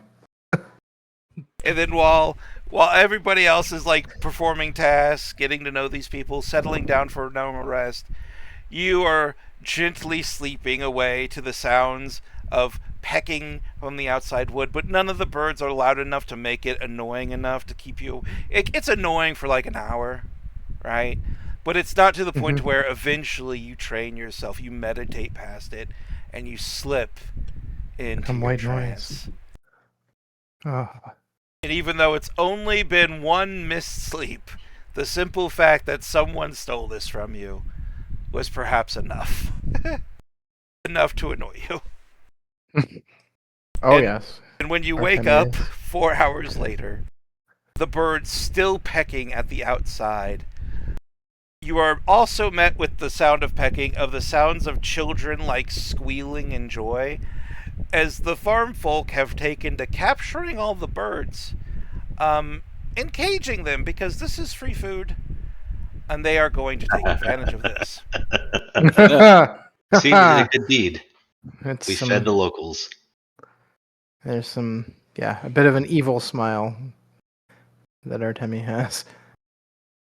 And we smash cut to the morning meal around the open fire of like 5 stuffed crows on a spit, slowly turning as Artemi gets one plopped on a plate before him. And then Zara, then Zoran, and then down the line to Kalis and Gallows and Zara as well. Everybody gets their own roasted crow. Everybody's happy. Oh, I didn't know about that. I didn't know about the crow thing, says like a young man. That's weird. Who are they following? And they're just asking questions, but it's the kind of questions that nobody's going to pay it no mind if you don't answer. It's what happens when you don't wash behind your ears. The crows get you. Oh, I always thought it was potatoes. The crows eat the potatoes? I don't see why they wouldn't. Crows love taters. There you go. And all of a sudden, Artemi has people like kids looking at his ears from a distance, as if they're trying to spot something growing from them. Well, that's awkward. Well, you're well rested. You're fed. Ooh. Thank you. Oh, you're welcome. We're just glad that you could have given us all these crows to eat. There's so many of them. It's mostly birds of like a large size. But it's so strange because it's. He looks around. It's unnatural. I'm being followed By by birds.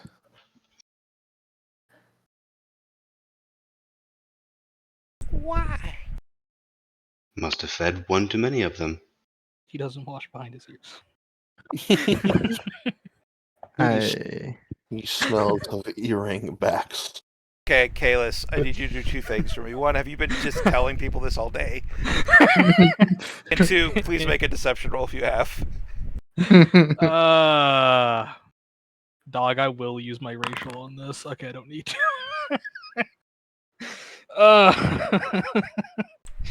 On top of everything I just said, Artemi, between you leaving the barn and like coming here and eating, a lot of kids are like looking at you and then leaving, then furiously cleaning behind their ears for some reason. This is really weird because Artemi's ears are docked, right? Like he doesn't look like an elf. That's great. I love that for you. Bunch of people staring at your ears, which I'm sure are kind of a sore spot. Yeah. His docked ears that nobody knew about. But surprise! Yeah. I think it's Welcome. in my character intro, but it's never been a thing he's mentioned before. So it's like, I don't talk about it. Why would anyone talk about it? I'm glad that I can bring up past dramas for you. So, Artemi, it looks like the entire world is now staring at the back of your ears, where the And suddenly scars Artemi are. Wears a hat. Yeah.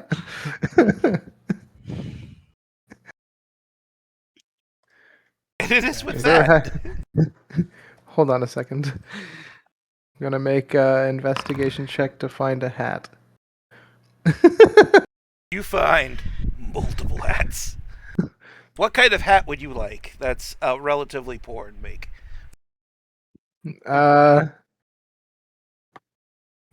Relatively poor in make. Oh my gosh, we need a haberdashery here. What a great way to just say that word. You get a fedora, but the brim is squiggly, like it's been creased. It's just been creased horrifically. Just tip the fedora. My birdie. Yeah. Okay. I no longer. I will play try that to find purpose like anymore. what do they call the archer's hats? If there is one. I don't think there will be one. Give him a Robin Hood right now. Yeah. Roll a d4. Odds, you get the Robin Hood hat. Evens, okay, you get the Robin Hood hat. Evens, I was going to give you a fez. Oh, yeah. Hey, a fez would be awesome. Well, that would help for covering your ears situation, though. That's It true. would distract A from the really ears big considerably. fez.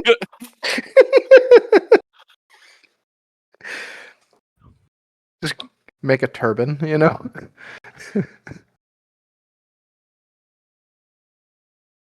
Alright, so you find... I have no idea what that hat is called either, but you find a Robin Hood hat. Called a Right. rocket.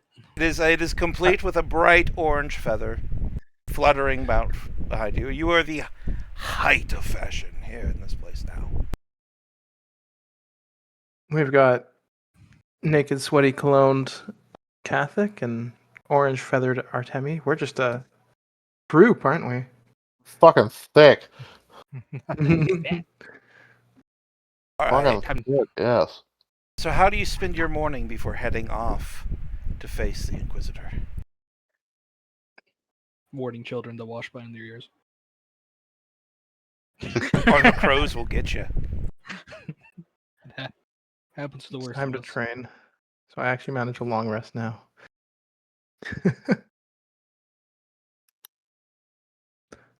uh, yeah, looking for a hat. Trying to now have replaced apparently the birds with children. Thanks, Kalis. Yeah. I truly do the Lord's work. I think And, it's legitimately the fact that every kid that looks at your ears also has like a disapproving, like icky look on their face, like something's Mhm. wrong with your ears. On top of all that is just really what added the icing to that particular cake. Sorry, I just wanted to twist that knife a little more. Sorry. And then, yeah, at some point, even after getting the hat, the kids are still following Artemi around. He will try to disappear into the forest or something. You have a stealth think of he's- yes, and then yeah, you immediately lose the kids, and you're like, "Where'd he go?"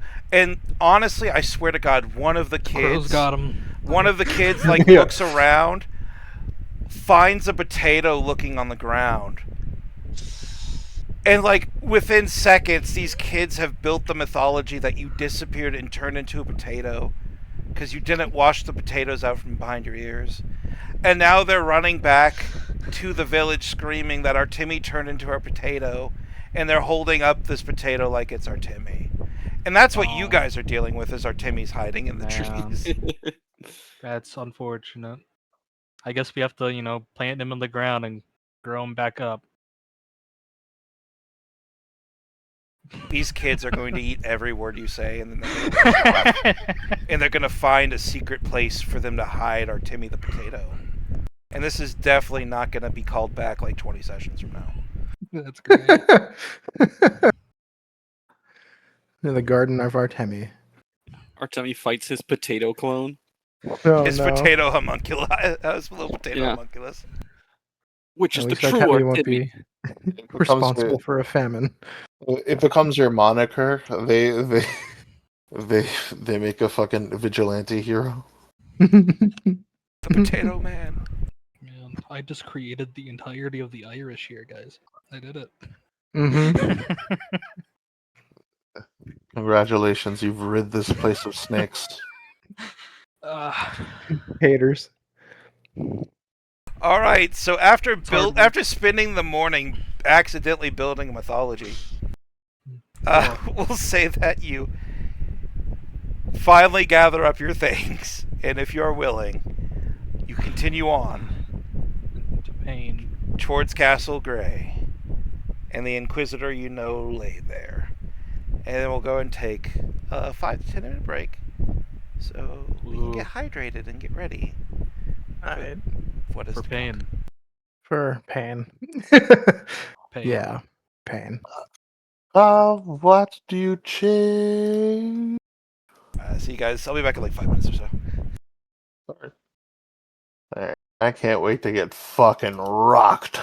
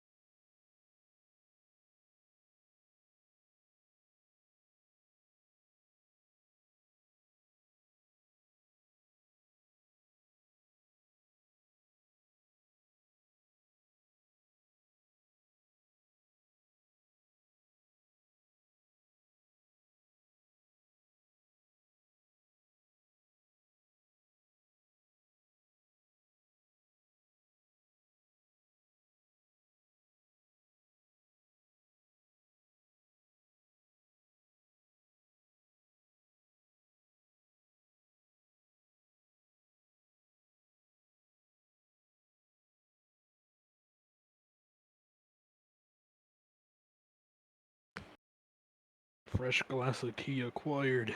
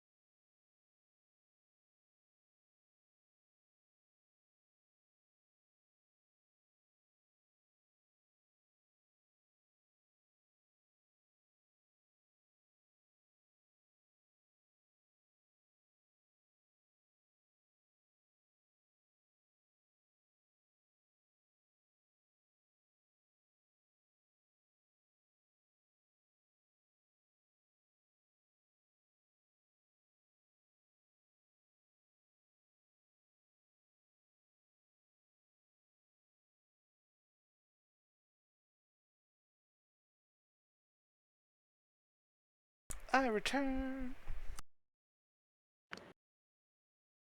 Yeah. Yay. Hello. Hello, welcome back. Where am I? In the ninth circle of... Same big as well.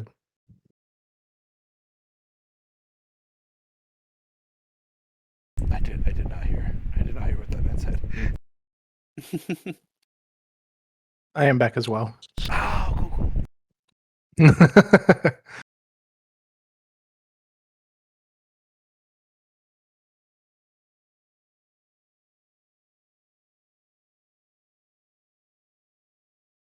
I think we just need... Is it Gallows and Zoran? Or is it Zoran? Or is it Gallo? I have not left. I'm still here. They've been here the whole time. Correct. Alright. So, after spreading a morning of mythological adventures to the minds of very uneducated children, you head out south towards the old grey toll castle. Its gates, as you approach, are up and unguarded. This lonely grey monolith spiking out of the forest like some unnatural dagger piercing the sky has its front gate open. Let me activate the scene. Love that for us. Love it for us. Forget the effects. I don't know why they're...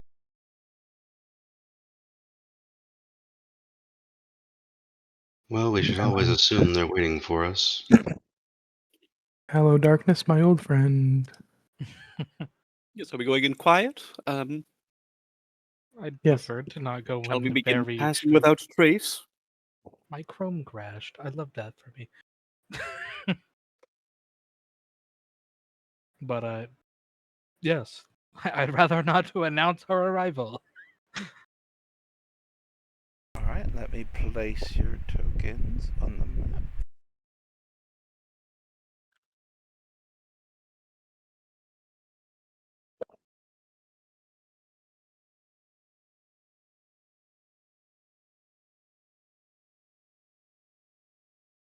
There we go. Let's see.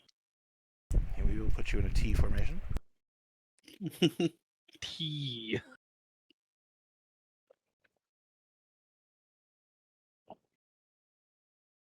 So this gray spike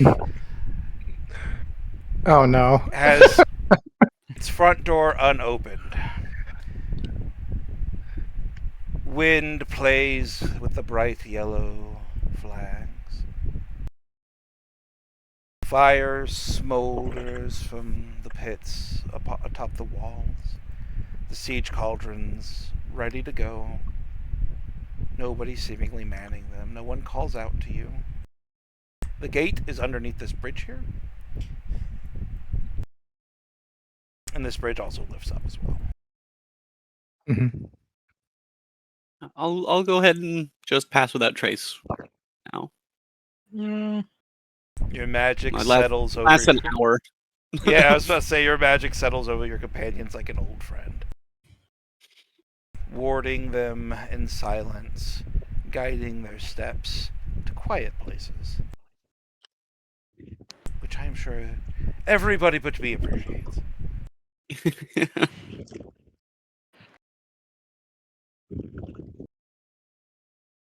The map is yours. Move as you please. no. Tell me what you're doing. I'll move forward and start climbing a tower. If we don't move, we can't die. Alright, Artemi, you immediately begin climbing a tower. The tallest tower, in fact, the primary watchtower. Perfect. And you just scale, like, just hand over hand. And after a few flighty seconds, because you're very quick at this, yeah, you find yourself on top of this watchtower. You gaze around. Okay. Give me a perception check. From your lovely vantage point. First. I have a 33 stealth. I just wanted to see what the number would be. Okay, and then perception.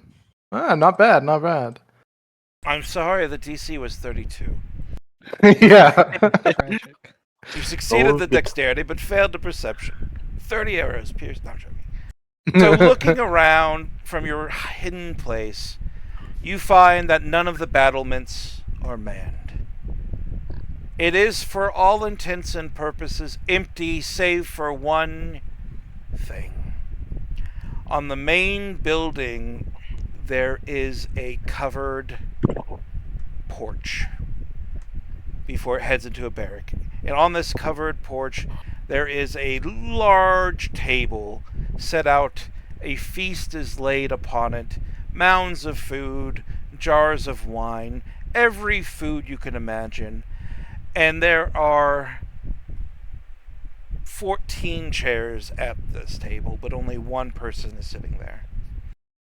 A tall, slender owl with a pair of chopsticks is gently putting little pieces of food on a bowl of rice before he gingerly eats it, seemingly not a care in the world.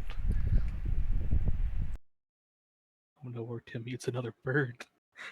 A birdman eats alone. Or Timmy run into a bird. Hmm. His feathers are black. Oh. Vultures are white, right? The vultures are Well, white, yes. Yeah, And there was a mention of a black bird. And there was. Yeah, at the death. And also they called the Lord of the Skies the Black Wings of Oblivion, if that matters. Nah. But this is not him, right? That would make sense. Couldn't be. That'd be messed up. Yeah, that's crazy. What?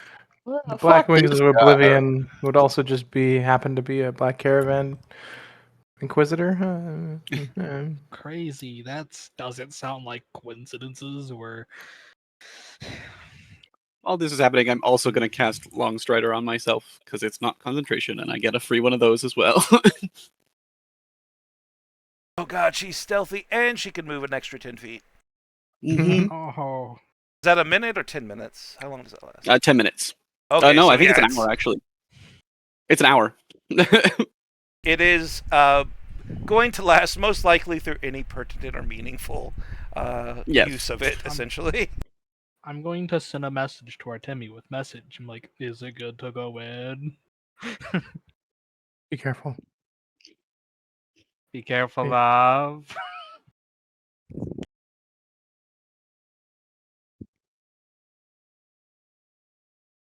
Okay.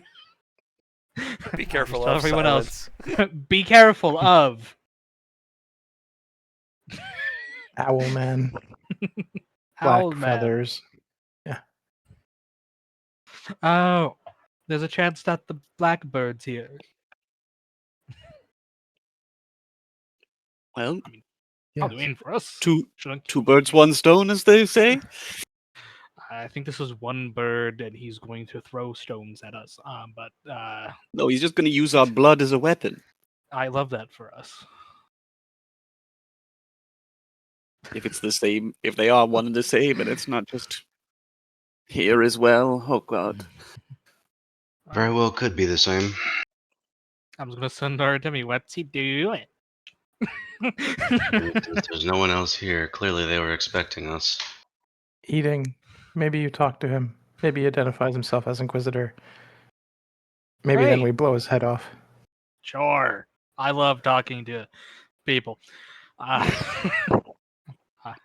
am. I'm assuming I must walk in, man. Do you want me to head in stealthy or just walk in?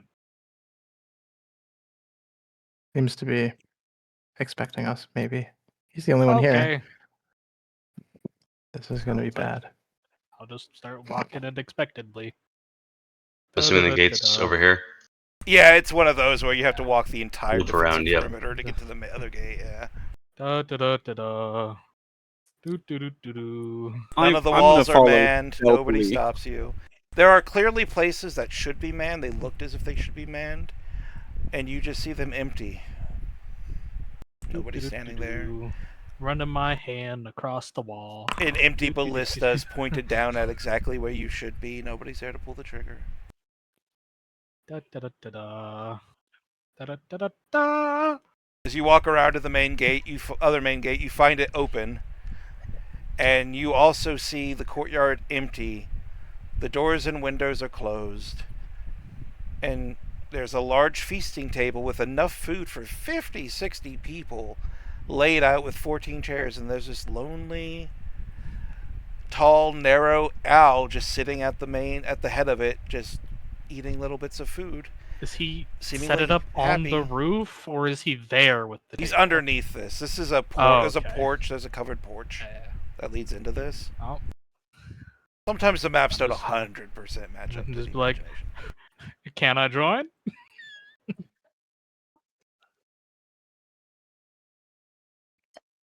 The large, slender owl man looks over at you, nods his head.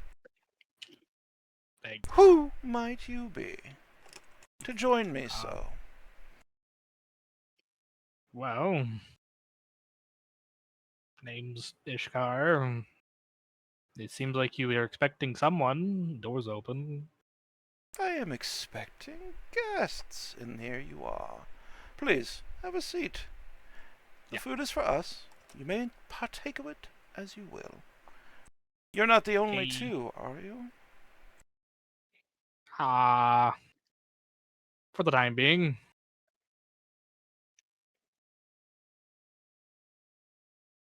So, Kalis and Gallo, where do you sit? I suppose at the table. He's on one end of the table. You could Oh. sit near him. You could sit on the opposite end. Like, there's plenty of options. But I am curious, where in the table seating are you sitting? First, I'm just gonna, before I sit down, look at Gallows and just kind of looks at him, looks at the chairs, looks at him. I was just gonna shrug and pull out a chair, not in the middle per se, but a little closer to the other end. Here, we're actually going to do a little bit of after the fact finagling. We're going to say that's the table. Oh, great. There we go. Is Catholic all the way back there, or is he going to move? I'm just worried for his... I was gonna approach. I was waiting for everybody to get I through. like this. I like this corner. Oh, okay. I'll kind of. Can I sit? God, I want to be next to him, but I don't want to be inappropriate. So I'll be here. So is it just you three, sirs? There should be, I think, one more joining us. All right, I simply must know, who did you piss off? He reaches down and stabs a little chicken foot and begins gingerly chewing on it while he awaits your response. That is a long list of people, theoretically. Who in particular are you talking to? In particular, should say. It's not every day I have my entire command awoken by a horde of talking birds. And boy, did they sing me a song. They said you and your companions had come to kill me. He takes another bite of rice. I see. Looks at you inquisitively. Is there a lamb on the table anywhere? Yes. A lamb leg. Almost every meat imaginable's on here. Zorn carves off a piece of lamb leg and gets all the fixins and prepares to eat food and starts eating. Well, unfortunately, I do believe we do have to kill you at some point, or you kill us, and then we go about our days. But we pissed off a lot of people, so yeah, like my friend said, we're gonna have to be a bit more specific. How more specific must I be to be asking you about the birds? Few creatures have that kind of power, my dear. What is your name, my good sir, again? Kathak. Kathak. Well, he stands up. Let me introduce myself. I am Inquisitor Zar Iren Grey, master of this castle before you, in lowest ranking of the Inquisitorial Corps. He gives you a very polite, very formal bow. It is a pleasure to meet my killers today. He stands up straight before sitting very properly down on his chair again. You'll forgive me if I dismiss the staff and my subordinates. I do not want any collateral damage. Neither would we. Ah, then we are of one mind. You must understand, my powers are wide-ranging. I get it. I do not wish to harm the people close to me. So, what did I do to earn this killing? You don't look possessed or particularly angry. You're joining me for a meal. Hold on. Let me roll perception. I have a chance. I'm holding on. I have a chance, but I mean, for Artemi, he did roll pretty low on stealth. I think also have he's- a 31. Didn't he get like a? What'd you get? A 31? 33. 33. And I have a 30. And I have a For Artemi. 31. Zara got a 31, yeah. I have a 5% chance of Artemi, and I have like a 15% chance for roll a natural 20 for Artemi. And that's not the auto success. That's just what your bonus is. I got a 16. Dang. I was one away from spotting fucking Zara. I got a 16. Holy shit. No. No. That's. Oh god. Wait. I thought that was a natural 16. I got a 2. A natural 2. Oh! This motherfucker Very has, far away. This motherfucking Al has a plus 14 Really likes to to. perception checks with sight. Because of course he does. And I got a 16. yeah. Oh, the dice are not on my side. Okay. Artemi, you feel very safe. He's not looked at you. No tells whatsoever that you're spotted.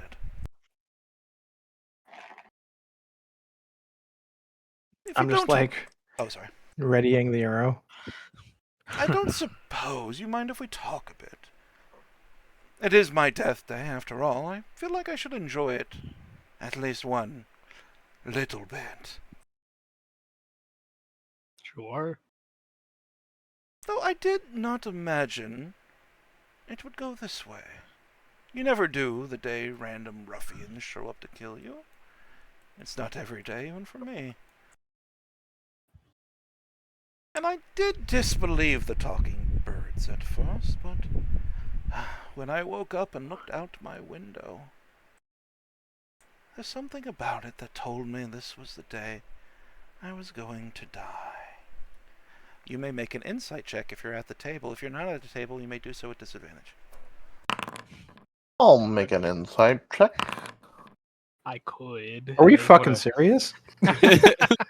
Go off, King. Shut up. Yeah. I don't think it matters at this point if I do. God dang. There's Wow. something strange in the way he says it. Like he's lying to more himself. He's lying to you, but he's also kind of lying to himself.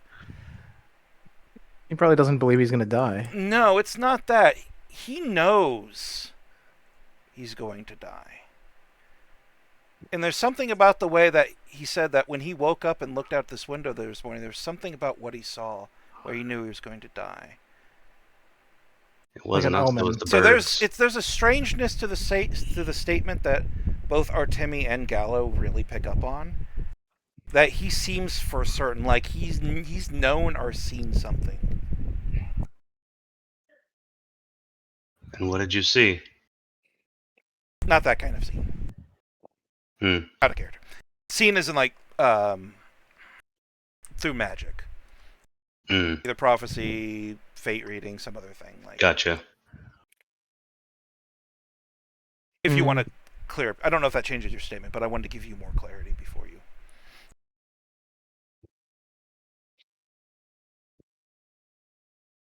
And what was it that told you that this day would be your last?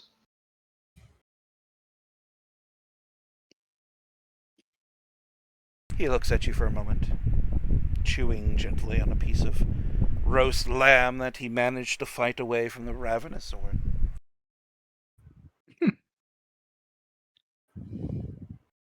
Do you want to hear something strange? There's no reason not telling you. I'm at the end of my life, after all. But I've seen my death before.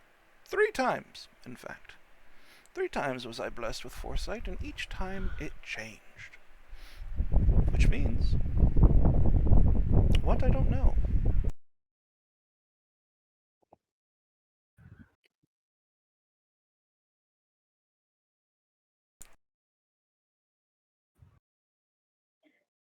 As you digest that. I know. It's not something you bring up in everyday company. Hi, my name is Inquisitor Gray, and I've seen my death 3 times. If you're curious, this is the 2nd time.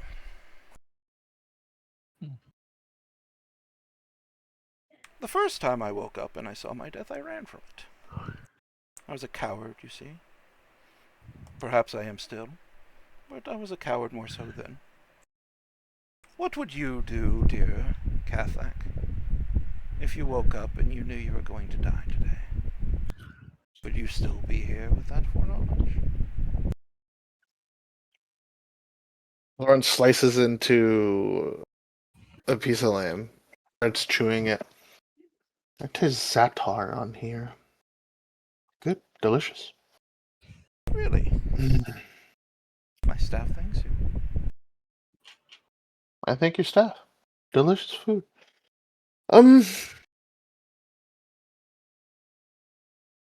Unfortunately for me, I've already been reborn once in a sense. See, I'm an orphan. I've lost my parents and family, and I honestly can't remember them. In ways, I've already died. In that sense, I think I'd face it head on. Not to say that you running from death is not something that I could not agree with, because I could. And at any point, I don't think anybody wants to die, not especially after they've seen it. But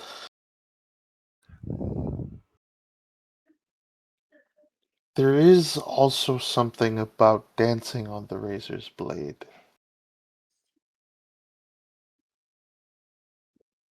Kind of feeling and fanaticism is fine by me. Well, I envy you that, I think. The not knowing. Honestly, I would rather have lived each day not knowing than having seen it 3 times. But I know this is one of those times. So do the 3 of you think you can take me? I'm curious, of course. You seem very, very strong, but the magic I sense coming from you is not sufficient. You're quite perceptive. It's kind of in the title, my dear boy. What should I call you, by the way? I have descriptions of you, Gallow Sky. The Arch.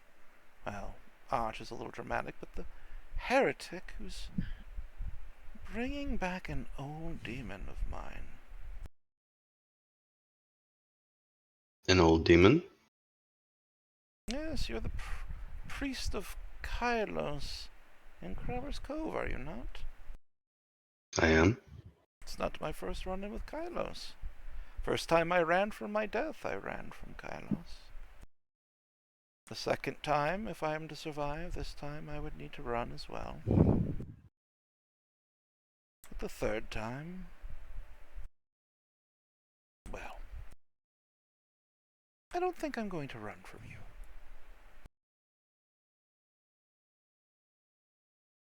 So put that from your mind. I take it you can't escape the third? None of us can escape death. That's the one thing the Black Caravan teaches all of us, is it not? You know It the is. spiel, I presume. Every life, every death we save in the present is a life stolen from the future, etc. It's their primary tenet, after all. They do bear repeating it.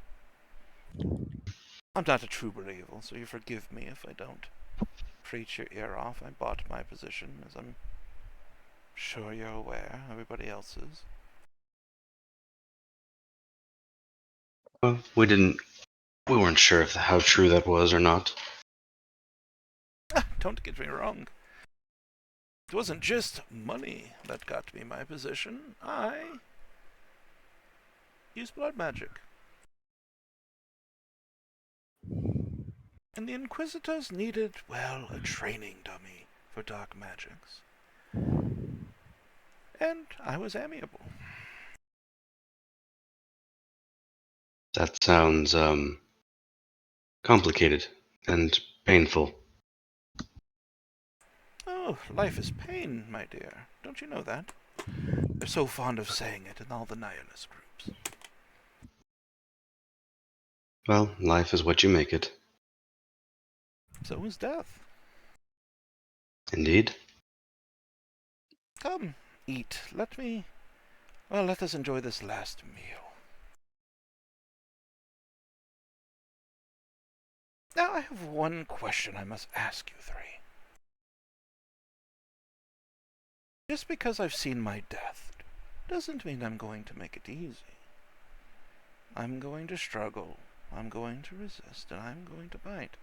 So if I'm going to go down, I would like one of you three to choose which one of you is going down with me. It will be morbid breakfast conversation. But I would like to know a little bit of your character, and I feel like this will teach me. Tell me of the men who are to murder me.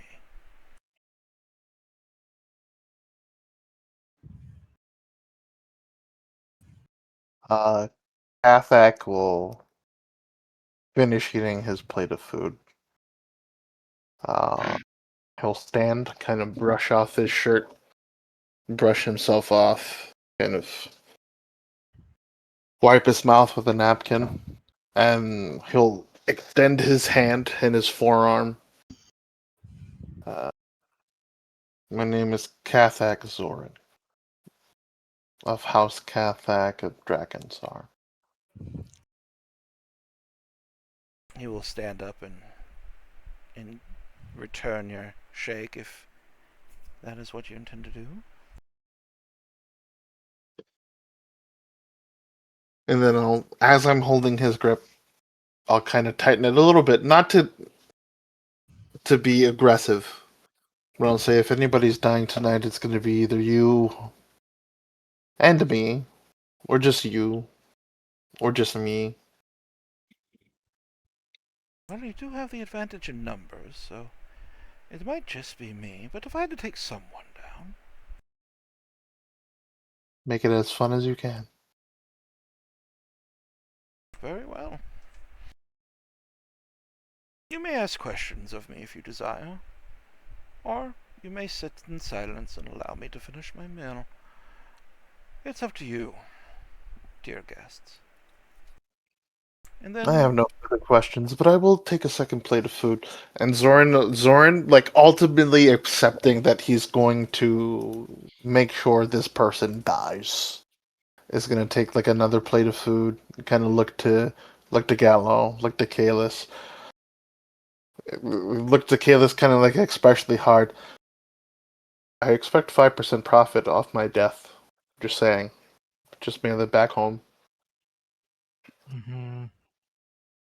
And he's gonna eat like a second plate of food just on the table and kind of wait till everybody's like finished.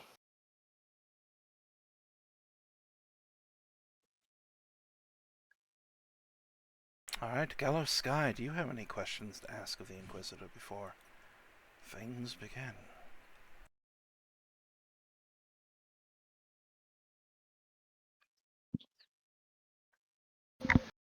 Well, not to ruin the meal, but out of the sake of curiosity,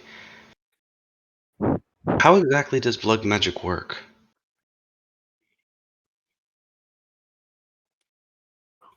It's not something I've heard of before, nor have I ever seen, so I'm quite curious.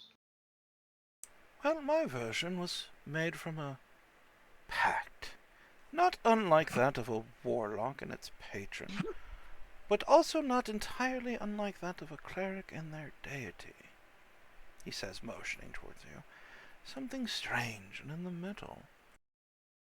I was subordinate to a House Achium once upon a time, and when my house swore fealty to theirs, I was taken and bound to the patron, the matriarch of House Achium, and that is how I got access to my power, and also who trained me in using it.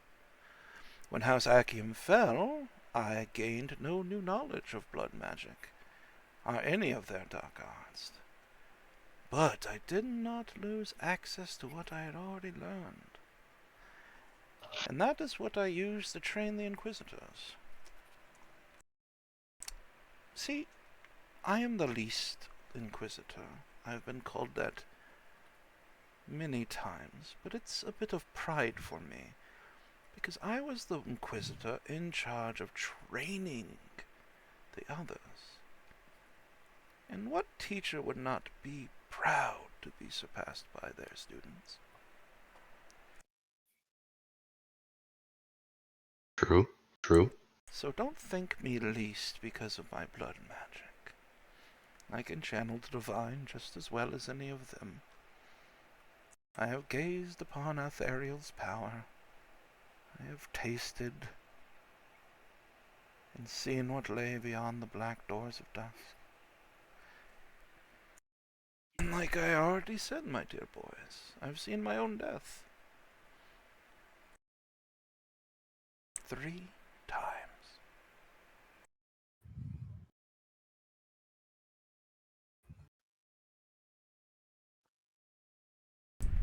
Kalis, do you have any questions? Or Gallows, do you have any other questions?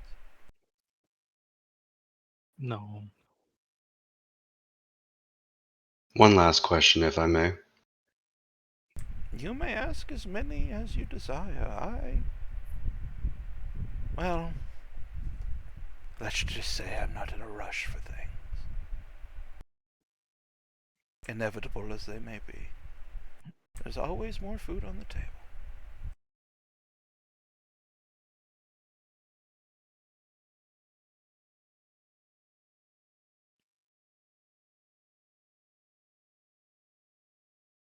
At any point in your life have you found peace?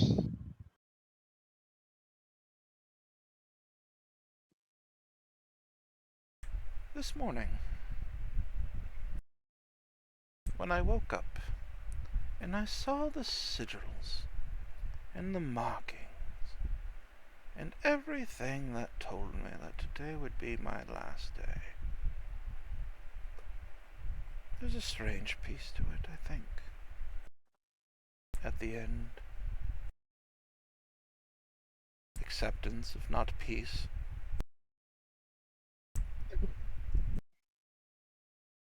Peace with the end. Yes. I have found peace at the end here. In a way.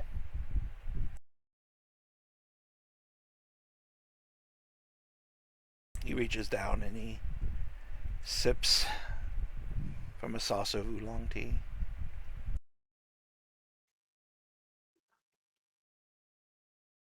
Shall we break with pleasantries and get on with the violence?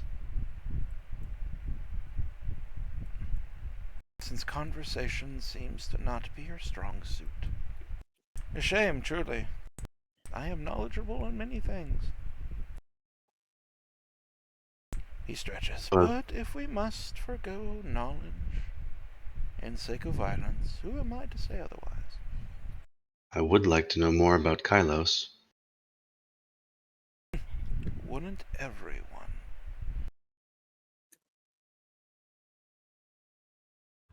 Ask your questions about Kylos. Well, you say you've encountered him before. I have, yes. I have encountered Arch Kylos and their Arch Heretics. In a time before they were known as such, about 10 years ago, I was in this very same castle looking after a prize of my Lord Accium's that I hid in a box full of portable holes. Well, one portable hole and many, many bags of holding. The first death I saw was that group, and I ran from it.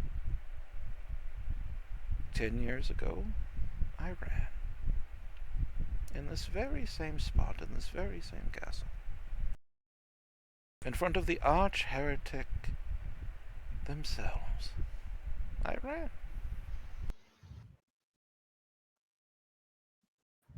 You are no arch heretics.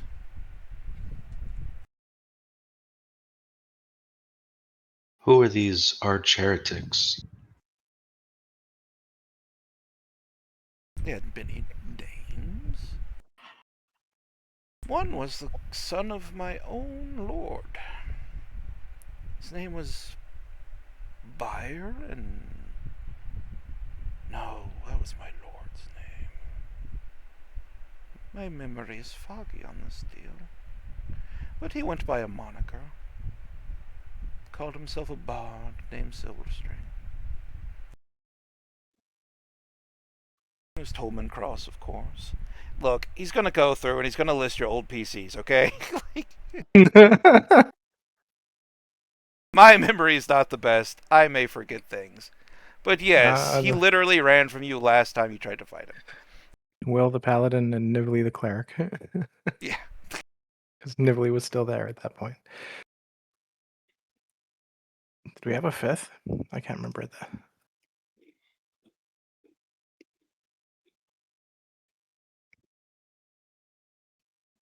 I can't remember either. But he lists the arch traitors, the ones who discovered Kylos. The arch heretics, not traitors.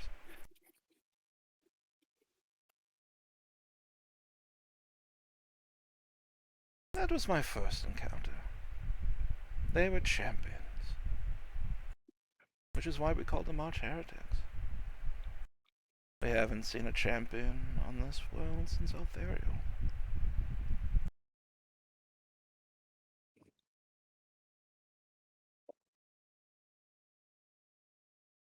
He goes back to eating some egg fried rice.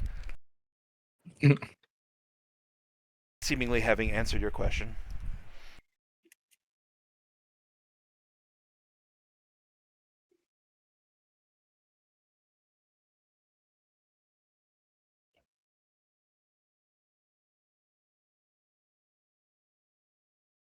If you need a moment, if you want to ask more questions, if you want to brainstorm or anything, you can, or we can move on.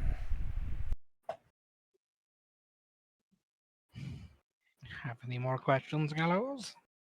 This isn't an opportunity you'll get very often in the campaign, so Why is the Black Caravan so intent on destroying Kalos?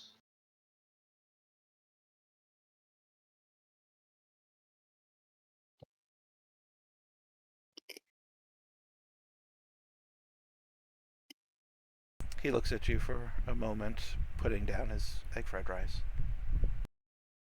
The little pea between his chopsticks. He flicks to a nearby bird, who does not catch it, just thud.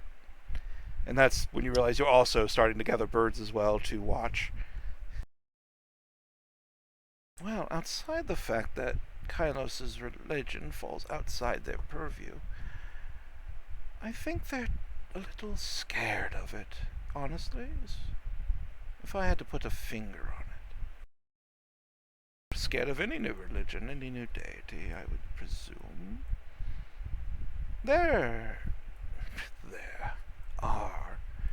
Our entire system is very fragile, and it must run perfectly, or it falls apart. Kylos Kylos is a wrench in the cog of that machine. Threatens to bring the whole thing down. And if that machine falls apart, well, the thought is that the world falls apart with it. And that is why we stomp out Kylos. That is why none of his heralds have ever broken the Catbane's walls. They can't let that idea escape. Or it all may come raining down on our heads. He picks up another pea and eats it. Besides, they're saving the world by keeping that thing locked away in the north. At least that's our perception of it. I presume yours is quite different.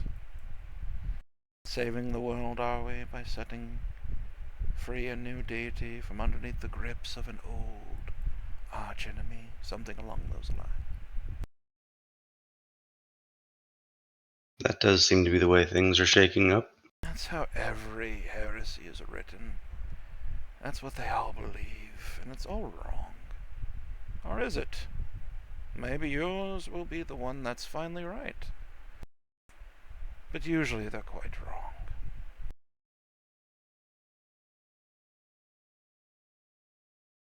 I think your god's in trouble, you know. Why do you say that?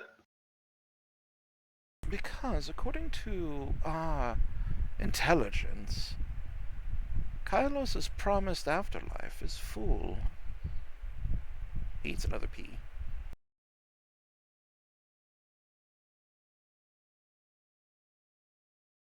And as there's no more room in the afterlife, he lets the rest go unsaid.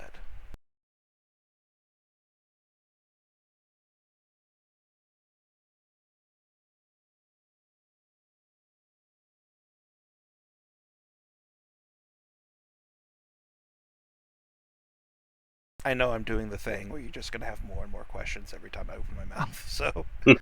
Yep. I was trying to keep it to a dull roar. And then Artemi's over here like, I can't ask questions. 'Cause I'm March. You know, we've got the two professional killers hiding in the in the backgrounds. Ooh. Does mean we are firing on 3 out of 5 brain cells also. Yeah. That's why I said if you want some above table time, you can have some above table time to figure it out if you want. You guys want to ask more questions, or would you like to get to combat? So Kylo's bad because He's running out of room in the afterlife. room in the afterlife. There's a limit on the afterlife. Why is there a limit on the afterlife? Because it's monopolized by the Black Caravan. Why else? Because it's a young god. That We too. Only- got so much space. We got to do some renovations in here. I got a cousin. His name is Giuseppe. He'll take down the wall. He'll do it low price as well. I'm just pointing Plenty this of out room. because Open floor plan. I think this has been a thing where like a lot of people don't really know how the Black Caravans work. This time you have a guy who's made peace with his death, who knows a lot about and is willing to answer questions. You don't get these opportunities in this setting very often. Yeah. So like you might not want to waste it. So what is the Black Caravan about? Would be a Such an open-ended question. Yeah. Tell us what you know. Tell us all of them. Why? What do they do Yeah. with the souls? Timmy climbs down, takes up a seat. I'll get back there, but for now I need to know. Pretend you never saw me. Jack is going to present the question. Why does the Black Caravan store massive amount of souls into a set of gems and withhold them underground? What's the point of that? Is it for ease of transportation?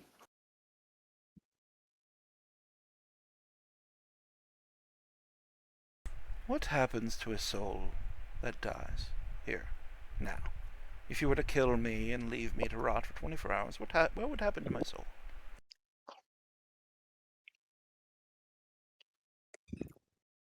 Assume Would it would linger and warp. It would linger. My higher soul and my lower soul would part ways. Lower soul would stay with the corpse for some time. But my higher soul, everything that makes me me, would wander around as a ghost until collected into a soul gem. And that is how it works, yes? He asked the question knowing full well he pretty much summed it up perfectly. I do believe. Have you ever asked yourself why? He eats another pea. Why don't our souls go to wherever it is they go to? Kylos' afterlife, perhaps. Lord knows the great shadow doesn't provide one. But ask yourself why. Tell me. Tell me why my soul would drift restlessly. There's nowhere to go or nothing to ferry it. Because there's nowhere to go, my dear boys. My 3 beautiful boys. There's no place. There's no afterlife. Kylos' afterlife was a brief spark of hope. But Kylos took root in the north, full of desperate undead, whose lives had turned to pain, whose lives had turned to endless drivel. They promised hope, and they gave it to thousands and thousands of wayward souls, desperately clinging, desperately seeking. I don't know much about the divine, but thousands and thousands of desperate, maddening undead would be a lot to process for a new one, don't you think? He says, taking another sip of his tea. At least that's my theory. I've Well, had some time to think on it, after all. I don't disagree with you there, but what does the Black Caravan do? Ah, see, we get around that by reincarnation. That's it. That's our secret. Your soul was somebody else's before you, and somebody else's before them. All we do is we collect those souls, and every year we take them to dusk where we return them to the well of souls, and we bring up a new batch. Those souls are then given out to mothers praying for children. An old part of our society. But there's a problem. The well of souls has grown dark, and these last 10 years have grown desperate. We no longer have access to the well of souls. And so now and he says this with full knowledge that you have new perspective on the words, every life we save in the present thus takes away a life from the future. If I save your soul, I'm giving less time to your future one, perhaps. Giving them a different set of circumstances, a different life entirely, a different mother. It is a way to keep order in the chaos of things, I think. No exceptions, no matter how high or low born. Everyone dies the day they are meant to die. Unless you're me, and you run from it the first time. He smiles, as much as an owl can smile, as he reaches down and grabs another lamb lollipop.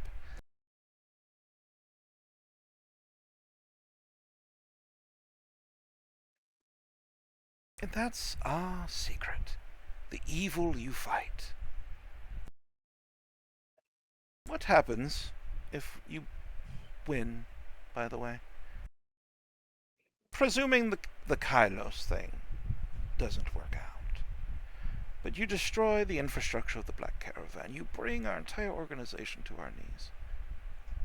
What happens then? Who collects the souls? Because you're forgetting something important. Something I don't know if you know or not, but we are in a prison.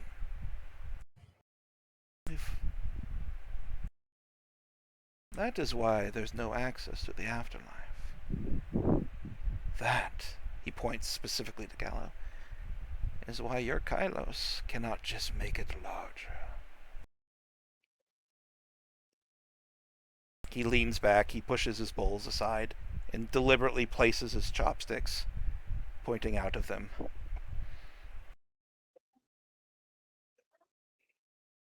At least that's my theory. I'm not a master of the subject. I've just had a lot of time to think about it. Anyway,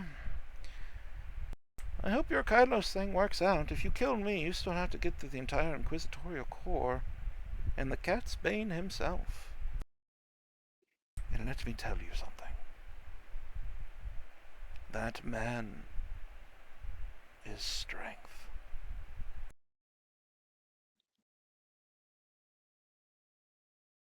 He finishes the rest of his oolong tea.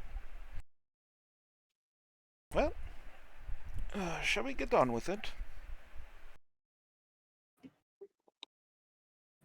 Zoran will stand up and look at him and ask him one more question.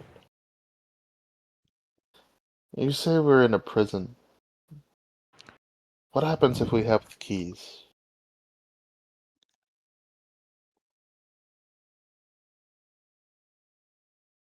Well, I don't know who that was, but good timing. Me, I'm eating. Call him 8 out of 10, Wet. Big Dog. 8 out of 10. It was wet. It was loud. Nice. Yep. Thank you, can of Sprite. Well, if you have the keys, then it is a prison no longer. For what is a prison without doors? What is a world without an afterlife? What is knowing of your death without accepting it? He stands in, tucks his chair in. The second you do, the entire table turns to motes of pure magic and wafts away on a wind.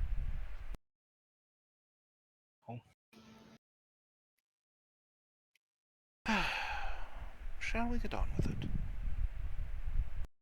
Suppose we shall. Been kindly You with read- us. How would you want to? He reaches out to shake In Zoran's hand. spaces? He reaches out to shake Zoran's hand. I'll return it. To And I'll whatever brand it. end, it was a pleasure meeting you, my good Catholic. Mine as well, Mr. Inquisitor. He walks past you and stops before Gallo. Never stop asking questions. Never be afraid of answers, even if you don't agree with them. I hope I told you something new today. You have indeed.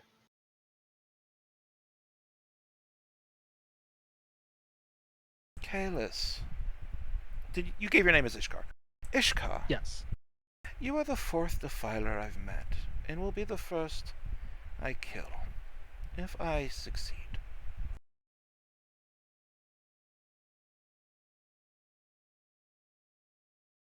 We Alright, I know you're going to want to stay next to me, big guy, but you know what, fuck it, let's dance.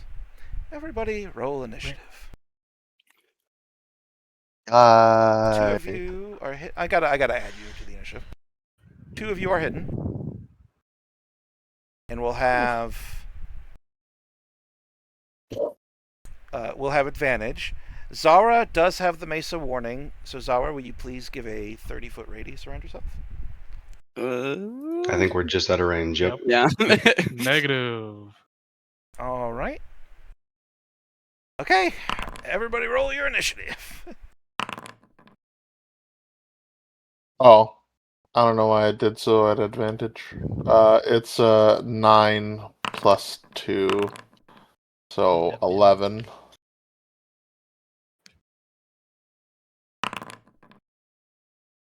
Ooh. Zara wants it. I Zara's got, ready. I got double that 20s. You're ready to go. Damn.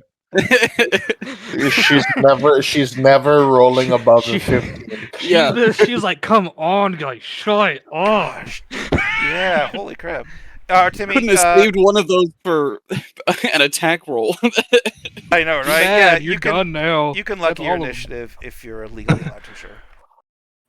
Yeah, it's any d20 test. It didn't roll, probably because I'm already rolled. Go and just roll it. Just roll a d20. Like, just roll the actual, like, roll, and then I'll manually. 24? Okay.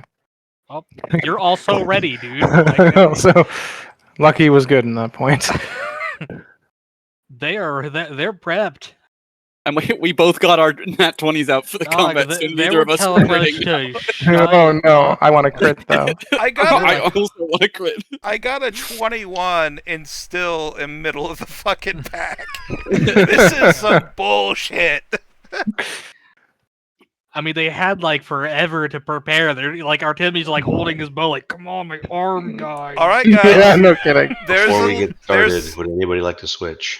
There's a legitimate chance I don't get a first turn, so. Would anyone like to switch? If you put me before you, and you at the end of the pack, would you be upset with that? No, it's fine. Sick. Do that. All right. So me and Kathak are going to switch places. Oh yeah, good point. I'm gonna die either way. It doesn't matter. Fucking sick. Sick. So here's a question: am I shooting the arrow of annihilation right away? Dog, do what you want. That's up to you, bud. Yeah, it's your decision. If you want to kill him with it, you can kill him with it. It's fine. But I will probably be hunting him down the entire game. Wait a minute, he moved. Yeah, put him He back. did move. Yeah. He needs to be right next to Zorn to give him a big hug. He even said, he was like, fine, I'll stand next to Zoran. All No, he right." literally did. Like, he's melee too. It's fine. Like, We finna touch butts with consent. Yo. all right, so in that moment, you watch as the Inquisitor, like, goes around, probably not going down how you were picturing this in your head last week. Goes around, kind of shakes the three he knows about people's hands, and then goes back and is just like, all right, let's do this. And immediately he's just wreathed in this thick, viscous scarlet magic. As that's happening, Zara, you, before anybody else, gets a chance to move. I have two options, and one is extreme aggression, and the other one is preventative measures. Set him on fire. I know which one I want, but I Do we? maybe the one I want is preventative measures. It's keeping myself Oh. alive in case things go bad. Hear me out. I'm Set him on fire. not even sure I can safely reach him right now. You lacking w- movement capabilities. Safely reach him is the operative Yeah. word. I can reach him, and then I don't know if I'll be able to move before it's his turn and not get blown up. Where's the doorway in? Right. Like, I mean, I imagine all of this? literally this. Literally. Yeah, or and just anywhere else. I just don't know if it's. Yeah. Oops. Okay. The Yeah. screen So that jerked. is. Yeah, that is gonna take, I think, enough movement that this complicates things.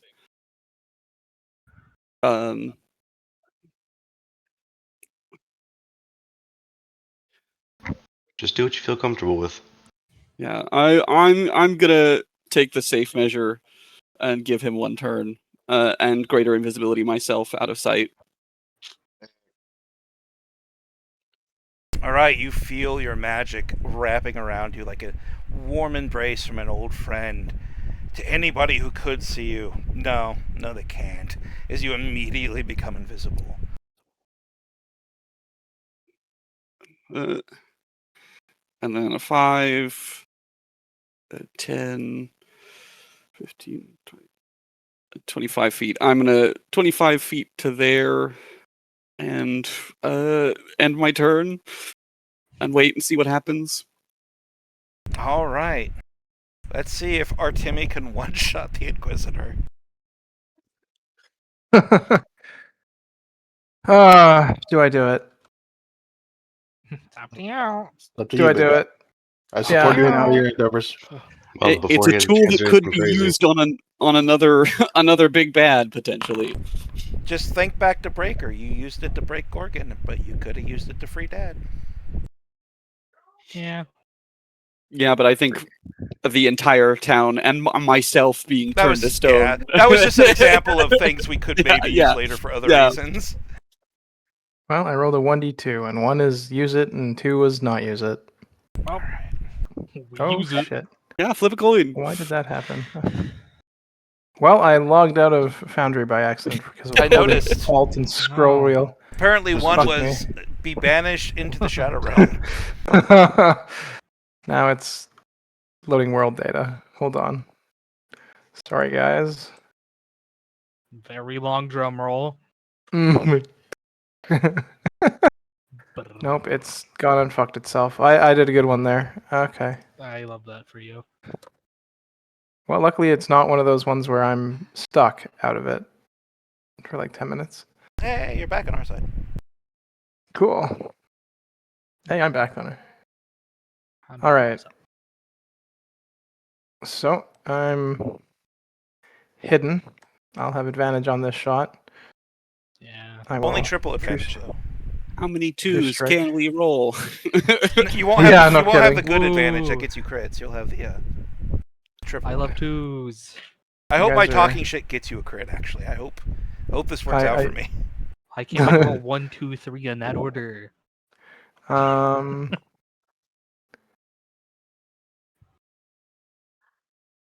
What is it? No, that's not it. Okay. Did you Yeah. make an entire weapon for this arrow? 25. No, I did not. Okay. Why was my Add damage 100 to so that. low? Oh, yes. And add What's 100 to annoying that. is if I could see you, I could shield. Or if I knew the attack was coming, I could shield. Yeah. That hits. Okay. Whoa. I did try to trip him. What's the save? It's a dexterity saving throw. I think it's. Let's see. Hold on a second. I did put it somewhere. It says Spellcasting. 16 right under it. 16. Yeah. All right. Insult the injury. He's probably got like 30 or something. He's an owl. He. I messed up and rolled Dexterous, The, I imagine. I rolled the dex check instead of the. Oh, okay. So it's going to be an 18. What's your DC? Okay. 16. So he makes it. He is not prone, but he did just take 117 damage. Bonk. 17 of it radiant, 100 of it necrotic. Jesus. Oh, and technically that would be a 28 to hit. So Now this arrow Just bypasses necrotic resistances. Which is- hey, So yeah, you're gonna say, "Hey, your necrotic resistance means nothing." So that's 117. Fuck. Yep, I gave you the arrow. I know what it does. Don't know why I'm like, is there a way I can... No, Man. there's not. There's not a way I can get out of it. hey. Just went Yep. from 100 to bloody This arrow super hurts. fast. You also really hyped this guy up. He did. Okay, and then It's because you want to kill him before he acts. yeah, I'm gonna bonus action hide.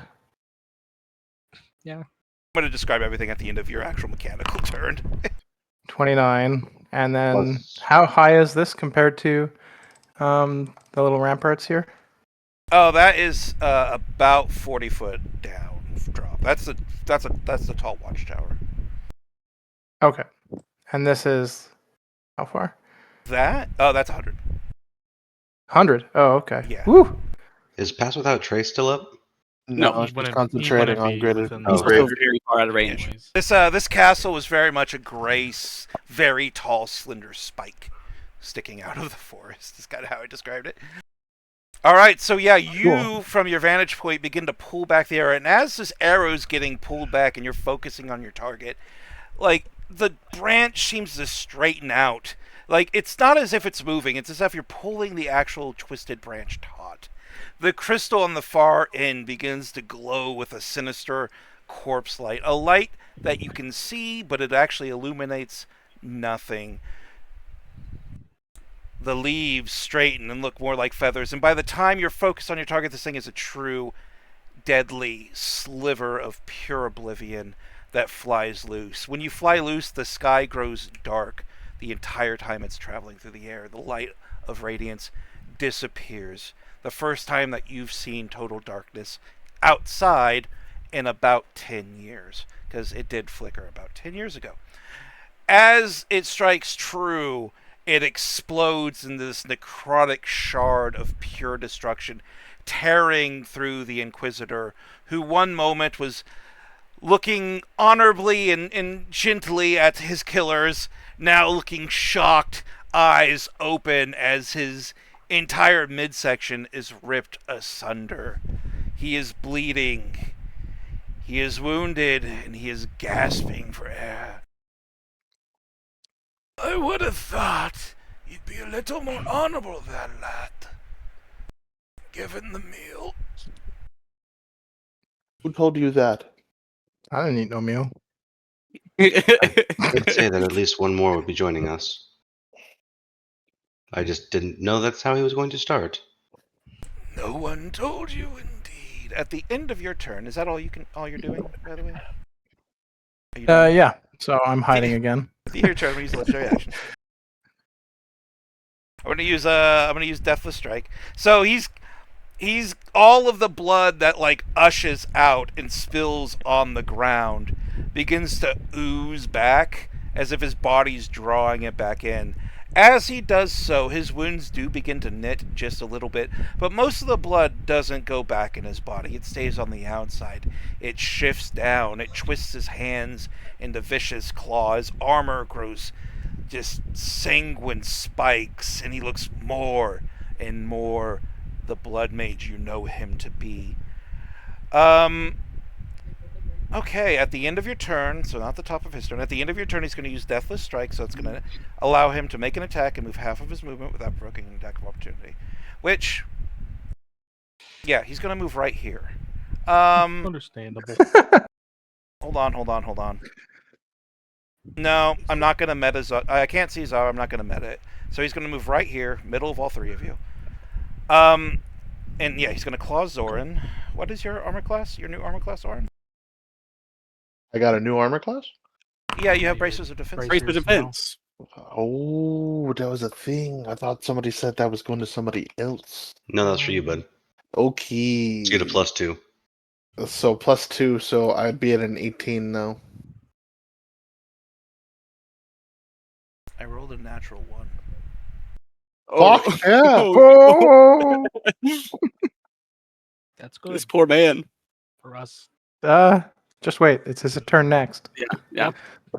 If you heard a second roll, that was me just rolling with advantage to see if the second roll could be, because you could click the up arrows. But no, I rolled a 1, and then my second roll was still single digits. So he moves to attack. You definitely dash out of the way, and he finds himself sitting here. He right in the middle of you. As that happens, he raises up in the air just a little bit, all these bloody spikes forming over him.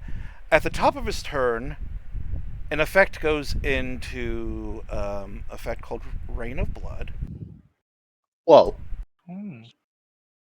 which is why Yay. I forgot to, turn off the blood effects.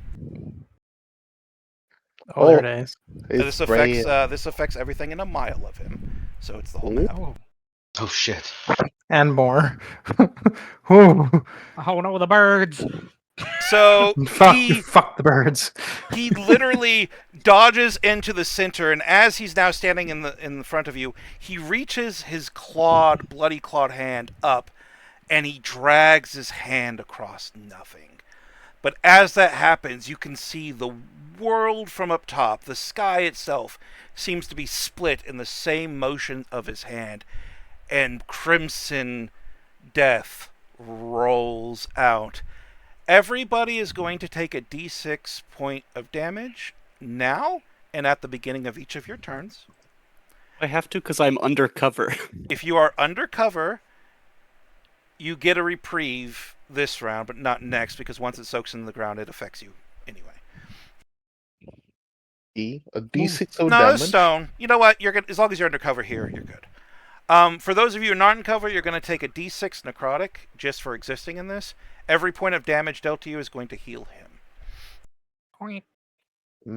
Which means he's healing dang. anywhere from 1 to 5 d6 just for existing in the Rain of Blood. So I'm going to roll a d6 for everybody. We're going to just do one roll. So it's either going to be all or nothing. All right, that's a 4. So everybody take 4 necrotic. Except for Zara, who's undercover. And that is 16 health. I heal 16. He sent his trident back, by the way.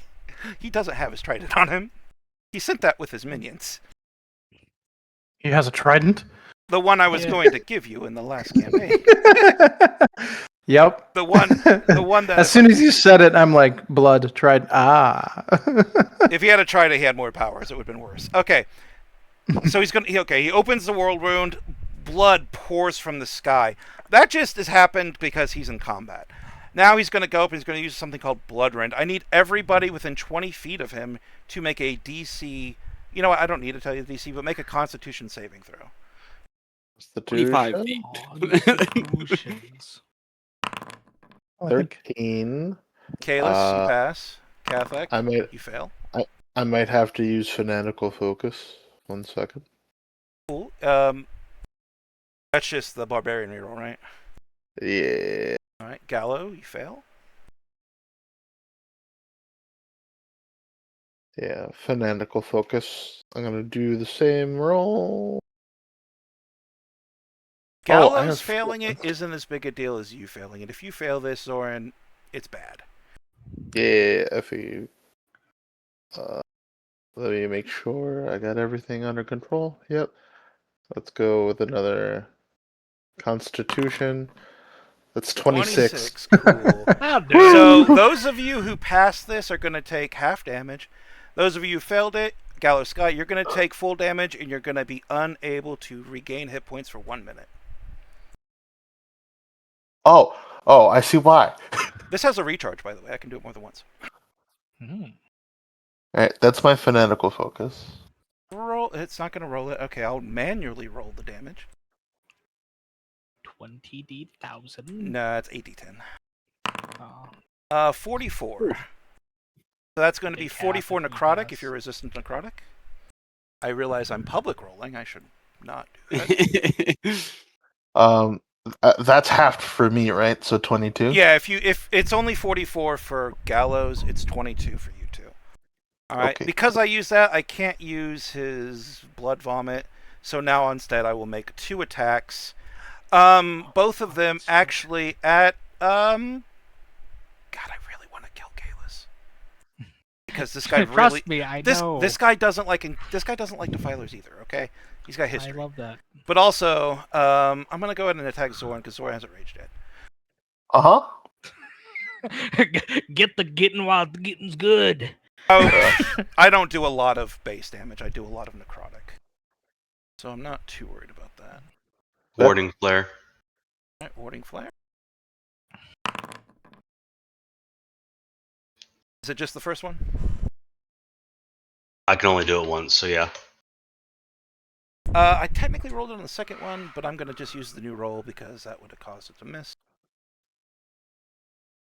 Alright, so the Warding Flare goes off as the first claw rushes down into Zoran. The flash of light turns the Inquisitor's visage away just enough for the claws to rip down, tearing asunder his garments, leaving his chest exposed, bloody, sweaty. And I'm going to do a second attack, which hits, because I already rolled it. And you get 12 temporary hit points, Zoran.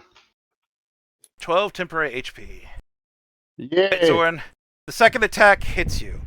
You're going to take 11 points of slashing damage and 23 necrotic. Holy shit!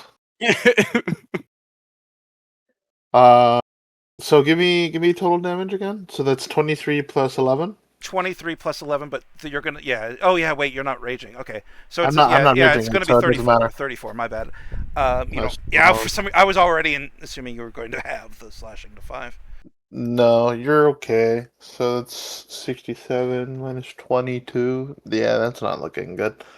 I'm at 45 HP already. It's okay. Thanks to Gallows Sky, you didn't take the other 33 damage you would have taken. Yee! Oh. All right. Of my turn. My turn. I get to rage, but unfortunately, that's a bonus action, and I can't Warrior of Gods at the same time.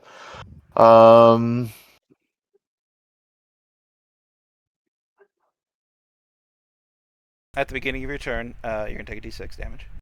Yep. It's 4 again, and I'm gonna heal 4. 41. Really unfortunate. I'm just gonna. I can't reckless because if I reckless and he crits me, I'm gonna die. So I'm just gonna hit him with a daddy axe. That's a 26. I'm gonna savage attack the D12. Please do.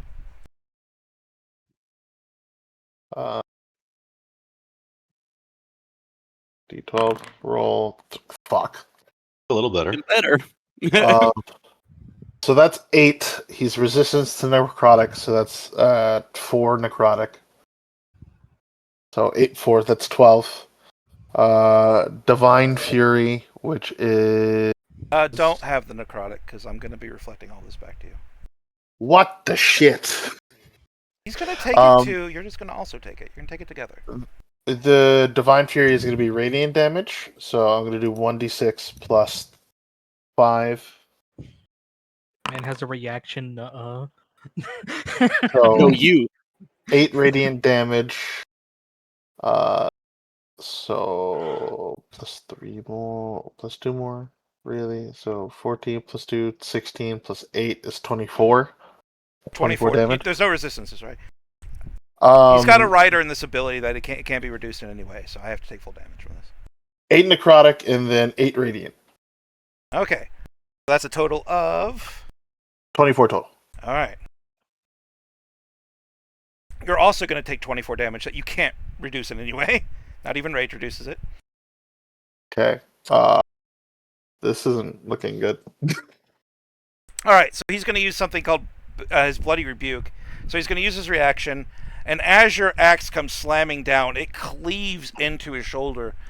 But just as it begins to cleave, you notice that the wounds are now replicating on you. You can feel your own weight behind your own weapon biting into your flesh as this strange bloodied mirror magic that you're facing carves a identical wound in your flesh as it did for his. The question for you, sir. Yes. Is this Blood Rain a concentration spell? No, it just exists when he's in combat. Fuck yes. Alright. He used that as a reaction, so maybe I get another attack and don't die. He's Gotta only crack got him the again. one reaction, I promise you. That was you saying he uses a reaction hoping it was actually a reaction and not just something that's happening for the rest of the turn. That just totally ruins Please let my this character. cost a resource and not just be some he does it just to do it. No, he's a Yeah. monolith this whole time. Alright. 20 damage plus 5 rage. 3 rage, sorry. Alright. He is So resistant 20 to necrotic on this one, though, because he's not reflecting it. Yeah, 23. 23 damage all day, 9 of which is necrotic. Alright, so cut 5 off that. 18. He's looking at Zoran. He's shaking, he's bloody, like you're now sharing wounds. This is all happening quite a bit Wow. faster than I thought it would. You're sharing wounds. I'm in danger. I need a doctor. At the end of your turn, he's gonna use his fucking Deathless Strike again. Oh fuck. God. So he's going to attack you Uh-huh. with the claw that does 2d6 plus 66 necrotic. Uh-huh. Yeah. I'm gonna roll another fucking natural 1. Yeah, Hell do it. I'm gonna roll another fucking natural 1. Hell Stay alive. yeah. Stay alive. No, no. That's 2 natural 1s on 2 Deathless Strikes. Let's keep it going. Hold on, I'm gonna share this. But yeah, that fucking happened. Yeah. Fuck are you? Alright, so at the end of your turn, he Deathless Strikes, and once more you whoosh out of it. He's gonna move here, and then move back. He's just gonna dance around. You've become quite apt at dodging that particular attack.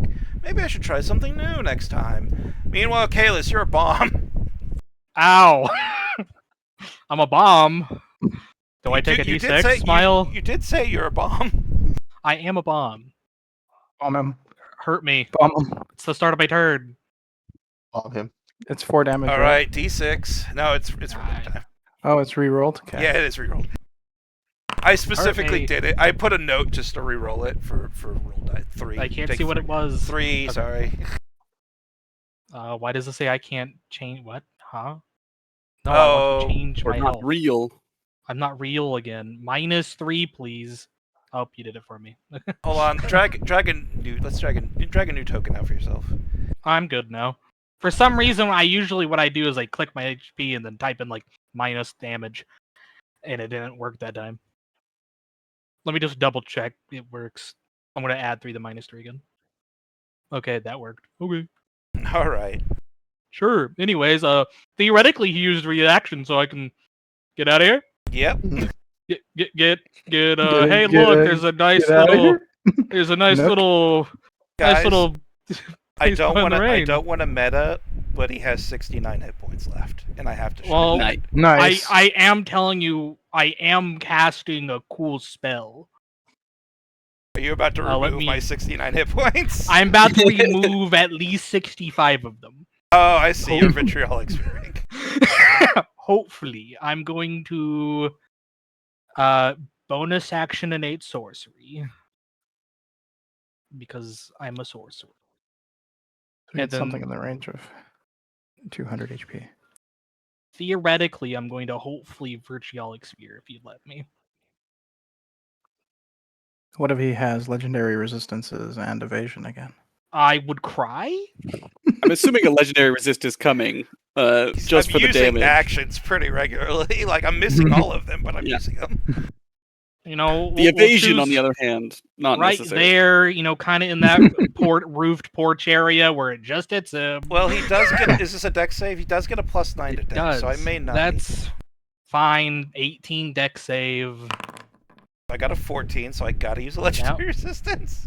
I love that for me. Still I takes fucking half of it, I so can't roll worth fucking shit. Okay. he takes 65 halved. Which is 32. There you go. Merry Christmas. 5, 10, 15, 20, 25, 30. So he's standing there. You're about to delete his entire fucking life, and then you just watch as this ball of lightning just descends from the heavens, masked by the blood rain a little bit, and then explodes, tearing off chunks of roof, sending tiles, shredding flags, catching the buildings on fire, shocking the shit out of Inquisitor Grey as he's just fucking shuddering and shivering as this magic courses through him, grounding itself through its feet and running through his entire body. He looks over at you, smoke smoldering. We shared a meal, man. Like, I did. Yeah, you know. that was quite a good attack. Remind me never to feed you again.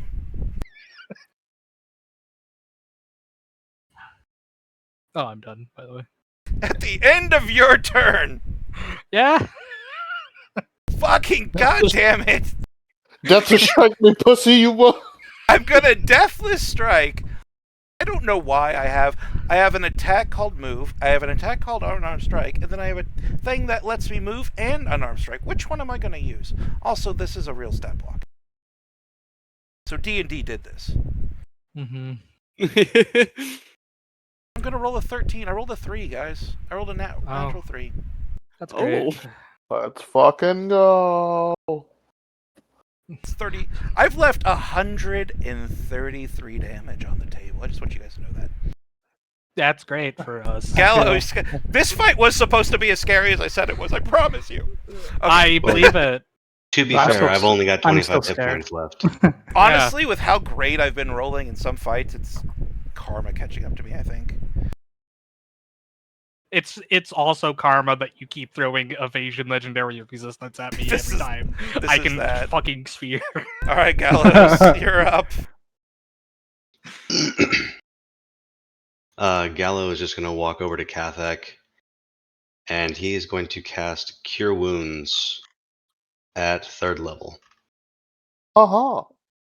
Oh wait, hold on. I gotta roll a d6 for you. Why am You I take down a 6 points of 3 damage. slot? I heal I 6. shouldn't. Yep. 21.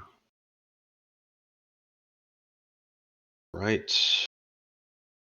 So, Cure Wounds, 3rd level. There you go. Oh, I was hoping for more than that. I'll take it. It is what it is. 2 1s and 2 2s. And then Gallo is just going to back up and tell Zorn to finish it. Little did you know it's Zara gonna finish it. Burn Probably. 'em. Yeah, Zara's getting her turn finally because she chose Get to your- be Zara's, invisible. Zara's just back in the heater in the waistband, just waiting. Guys, I'm but gonna go wait, take a because seat. at the end of Gallows' turn,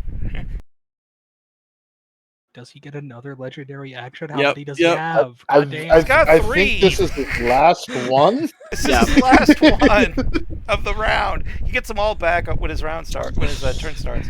God damn. I know, legendary actions are rough. I'm gonna walk up to Gallows guy and just punch him in the face. This guy just frustrated that Zorn watches as you heal him. Yep. Warding Flare. Oh, that's just rude. It's back. Warding flag. All right. And I can't heal, but I get 10 temporary HP. Nice. Guys. The silence, I think, tells us a lot of things here. Did you just double crit? Natural one. It's either you're dead or you missed. I have rolled a 1, Well, a you 2, missed. a 3, and a 4 on this attack. Not in that order, Slowly counting. Oh. but I get a I plus love- 10 to my hit with this guy, and I've got an 11, a 12, a 13, a 14. So, I I have... think that's. So, why is it Gallows 4? Sky. By the way, you didn't even need the Warding Flare. I rolled the 13 first. Well, I did it for the hit points, honestly. Well, you're styling on me. Like, the flare, he rolls back, like, cringes out of the way, eyes turning to the side. His attack goes wide, slams into the furniture next to you, destroying the remains of a cart. This is why I sent everyone away. Collateral damage. Alright, meanwhile, Zara ended. Zara from the shadows. one round of setup, one round of payoff. Yep. just Kingdom. gonna move up within 10 feet and quietly whisper, I hope you know this is out of respect that we took all these measures to fight you. And she gonna whip it. Whip it good. Whip it good. There it is. I'm also Oh. going Yes. minute, but I was Oh, gonna man. Ooh. Eldritch Smite anyway. Oh Mine it. god. Mine it. I have no idea how much damage the What level are your spell slots? curse. They're level 4. Well, no, the curse on the whip that I don't know if that's a flat amount or dice. Oh. It's a flat amount. I was told it would burn the person when it hit them. Okay, so it's not a flat amount. The arrow is a flat amount for you. Yeah. Let me check my notes. Oh, it's not a flat amount. That's a dice, which gets critted. It's a Yeah, fireball. It does fireball damage. So Oh, so add God. 16d6 on top of this. 16d6 plus level 4 plus Eldritch another, Smite, what which is it? 10d6. 26. So 26d6. roll 26 26. d6 plus Goodbye, 20. sir. Uh, Aren't your smites d8s? They are, actually. that is a good question. Oh. Okay, so They 16 are. d6 And 10d8. 10d8. Thank you. Yes. Yep. I think you got him. Well, that's the I was literally 66. about to do it. And roll your d8. 10d8. I hope this is. I think you just It's did Arrow always of the Annihilation bosses who damage. hype up the most as a DM. Do you other DMs also notice that? Like, Yeah. it's always like, here's some. No, the hype never fucking works. I'm waiting, Zara. I'm trying. Come Okay. Do you have a dice tray on the bottom? Just click the D8. I am. I'm figuring it out. I don't normally use the Oh, dice Left I tray. mean, I click can tell adds you how to dice, type right it click in. takes away dice. Okay, 16d6 plus 10d8. God damn. Casually 123 damage. Boom. Hey, More- look, you more also had than an the arrow. assassin arrow that added a fucking 100, I might add. Yep. God damn. Because you just did an extra 102.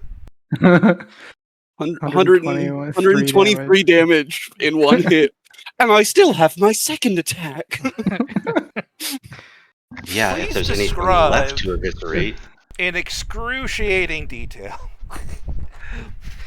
How you murder the shit Jesus fuck. out of the Inquisitor Sa Iren Grey, the last of the Bludge Magi, and the last who knows the lost Achium arts. I think, again, it's Zara runs up, and I hope you know this was out of respect that we took all these measures. And I appreciate the way you've treated my friends. Cracks the whip out, wraps it around his body 3 or 4 times up to around the neck, and then just fire engulfs. I think fire and lightning engulfs him, literally burning him to a crisp. Don't you guys Like a worry, pile of ash on the floor. This is what happens. I posted a link for you. May I have a last word? Absolutely. The fire force base boosted is funny as fuck. As he's disintegrating into ash in front of Gallows, he reaches in to his burning outfit, as it were, his regalia, and he pulls out a small soul gem, and he moves as if he is approaching Gallows to give it to him. But when he takes the first step and puts what little weight is left of him, the leg gives out and turns to ash, which causes a chain reaction of his body falling forward and turning into just a pile of ash at Gallows' feet. The last whisper to leave his lift is, "Give this to your god."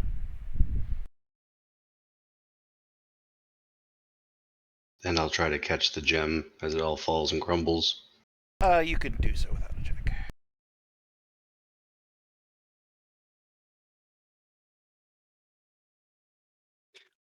And then I misty step. He misty steps on his ashes. Just poof. It's a misty Nice. dance. Start Does the- Irish jigging on his ashes, yeah. Yeah. River of blood dancing. Did you just teabag him? I feel like you just teabagged him. Oh no. I didn't actually do that. I know. Zoran's just gonna stand over his ashes and say aloud, "I'm sorry to have lied to you, my friend. I am but the shield for the weapon."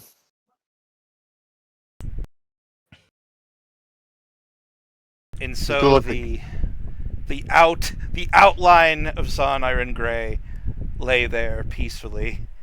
The blood wane clears the sky, the reds once more turning to gentle blues, the sun no longer flickering in the face of power.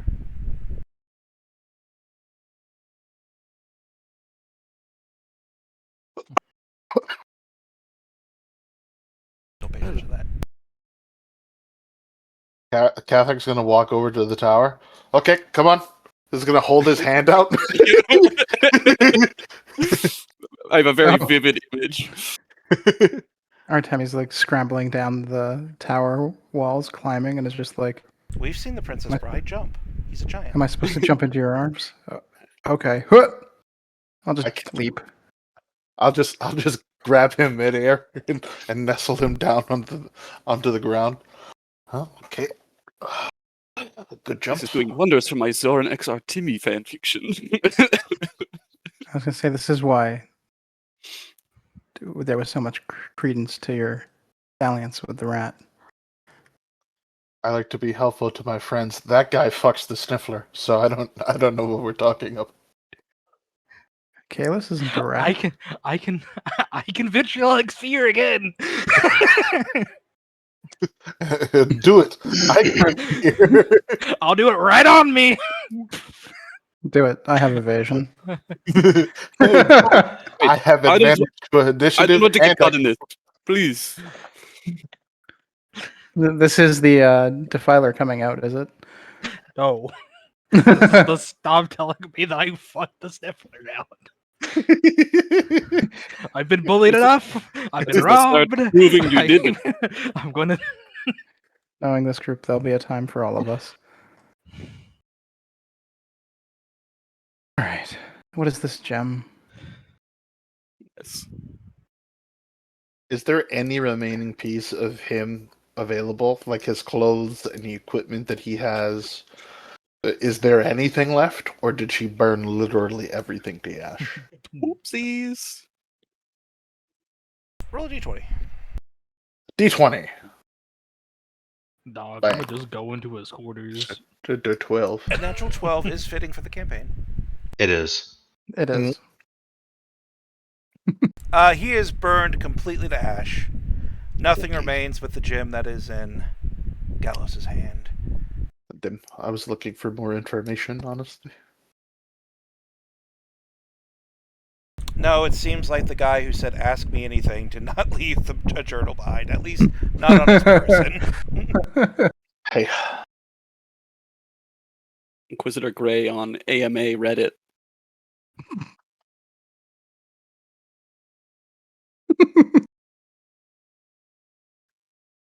All right, What so I does the rock presume do, or Timmy? Yeah, shall I identify this while you guys search the rest of the place? sure. Really good idea. I stand next to the defiler. Da da da da da da da da. Hey, look, it's his house. Oh, yeah. Yeah. That's a good idea. I think Zara's I gonna don't- look to I didn't feel a sudden surge of hunger, so I don't think it's a divinity shard. You never know. Zara's gonna look to Gallows and would you want to perform a rite of some sort for the man? I mean, he treated you with nothing but respect, and I feel he deserves at least that much.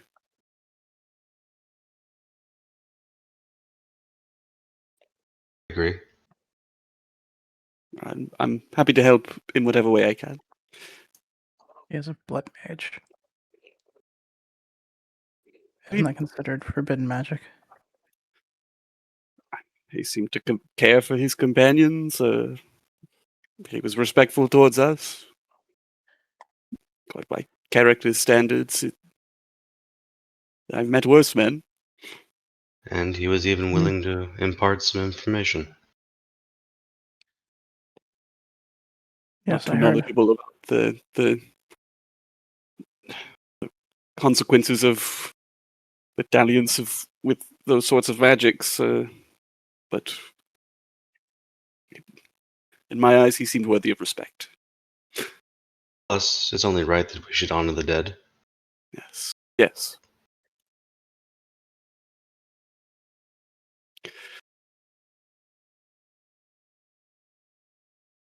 Do you want to loot his abode first or second? Do about his soul.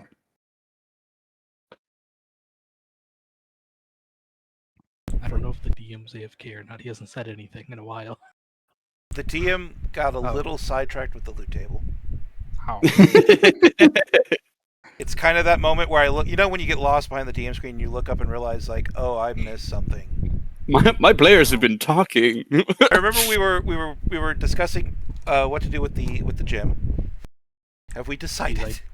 He's identifying the gym. Oh, we're just identifying it. Yeah, It's a soul gem containing his soul. He didn't want it to wander. Oh. Oh. And then me and Zoran went to where I assume his house would be, and go in it. He did. Yeah. That's what I was figuring. My bad, guy. Okay. If I'm not mistaken, he No. did talk about 3 deaths, this being the second that he saw. Am I crazy This was the third. about that? Maybe I misheard. Because we never talked about one of them. No, I heard. He said he ran away from the first one, and that this Yeah. was the second one, and he Yes. saw the third. So, going along with the information that I have, I'm pretty sure he's thinking that he's going to get revived through reincarnation because of the Black Caravan. But not if we have his soul gem. And he willingly gave it to us. Maybe he saw something in our future that leads him to being resurrected. I'll open up the portal hole, the key. I'll be like, you're going to go to dusk. Boop. Boop. Bye-bye. How fitting for an owl. You're a bird. I thought the same too. Now, if only all the other birds can follow him in there. Hope they. I'm hoping They, the door is unlocked, otherwise I'd have to blast it open. Wait. I think we have a subtler way to get into any locked doors. There's no guards. Hi. Let me just casually try to unlock this door for you. There you go. I don't even know if it's locked or not. And if it was, there'd be no door. You're busy door? identifying. It's a soul gem. I identified it. Clickety clack. Uh-huh. All right, so I want you to understand something. You vitriolic sheared this entire area. So regardless if there was a door you or caught not, it on fire. Yeah. It rained blood. It's probably out. Why do you think I got lost in the loot list? I gotta decide what's burned and what's not.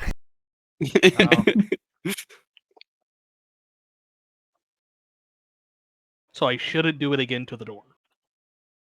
no. No, I was lightning. I'm not gonna have it burn the entire place to the ground. Like, But it was a fire that Only the persisted. good But it stuff. was raining blood, so the blood rain kind of put it out a little bit before, you killed the guy into the blood rain. As you go through the burnt building, you will find out that this is mostly a barracks room. This is where his underlings work. The north area is a forge on one side that maintains the barracks, and then there's a little bit of a buffer area. There's a waiting room with really thick, almost padded walls to keep noise coming out from the forge, and then his office is in this area. On the other side? Heard. The other side is where we need to go. And it is there where you'll find 3 safes. And they are not even, they're well hidden, but he knew his death was coming. He must have made up his mind before he even saw you guys. He wasn't going to run from this. Because, one's hidden behind a painting that you would have found pretty sure eventually, but the painting's open. He never closed it. There's one hidden in his desk drawers. but that drawer's open. The false bottom's removed, like it's there clearly. There's no keys. Apparently, he wanted you to work for it a little bit. And then, of course, there's a desk in the floor under the desk as well. So With the stuff still in it, or did he maybe give it to his no, coworkers? none of the safes are open. None of the keys are there. Just But a hiding spot. but the actual hiddenness of the safe there are left revealed. So like you don't have to go hunting for him. Artemi's investigation would no doubt find all of them, but he doesn't even have to try. Well, Artemi, have fun unlocking them. He's a minimum 22 on sleight of hand checks. There is one that has higher than 22, so go ahead and roll for that one. You gotta get a 13. I mean, you mean the 13 he got from that sleight of hand right there? Oh, did I miss the roll? Oh, that was for the door by the barracks. Yeah, that was the door by the Okay. barracks.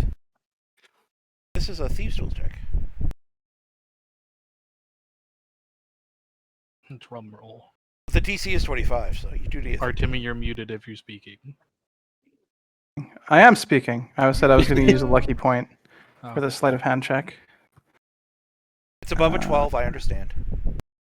Yeah. No! Damn. Oh, I'll use my inspiration.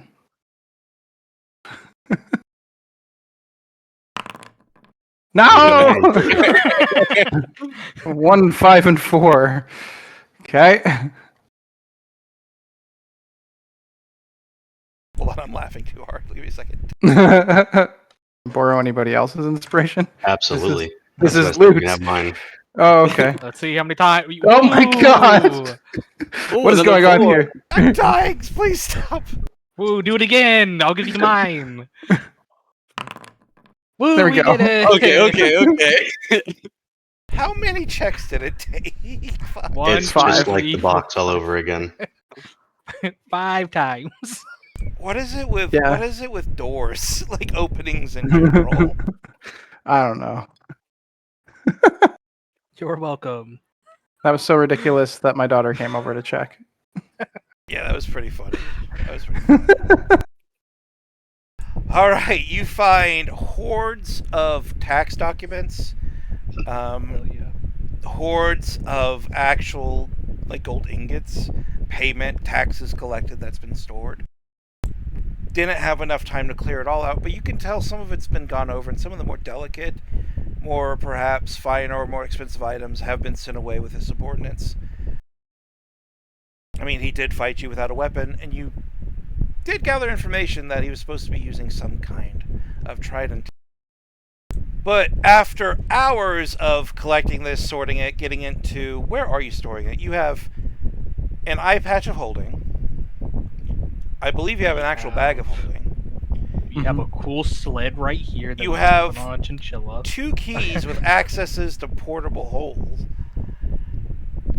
Like, I'm definitely not underselling the storage space. I'm realizing I'm handing out perhaps too much of, but there's a lot of storage space in the party. So where is all of this going, or are we splitting it in some weird way? Well, I imagine it's just wherever it would fit. Well, let me just write it down. Let me just give it to you. It's 7,500 golden worth of golden ingots. Okay. Golden and silver ingots, we'll say.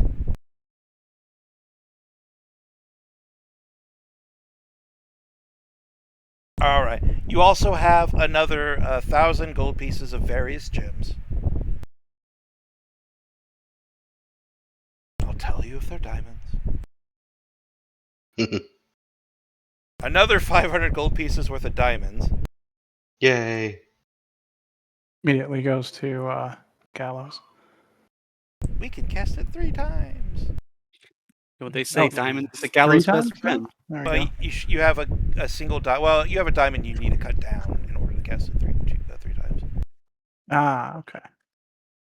And then you have 2 large iron vials, one of which is adorned with inscriptions in silver of flowing sands and beautiful architecture. The other one is also iron, but it doesn't have silver. It has bronze engraving depicting deep oceans and flowing water. I Things for will. Kalis to drink without checking. I love Yeah. those. Can you post? Oh, Can you post those? I mean, I improvised that entire description, but I know what they are mechanically. I'm sorry. All right, so you have the identify spell. Would you like to identify them? Yes. Okay. Hold on, I closed my notes. All right, you have one universal solvent. It is in the iron vial with depicting flowing waters. It's one use. And you also, in the one depicting sands and architecture, you have one use of sovereign glue as well. That sounds great to drink. No. You should have definitely sipped that without checking. Good lord. My mouth is stuck together forever. Right. Put that in the list of magical items the party will forget about. Yes. Not necessarily. It's not It's the necessarily. glue, right? Yeah.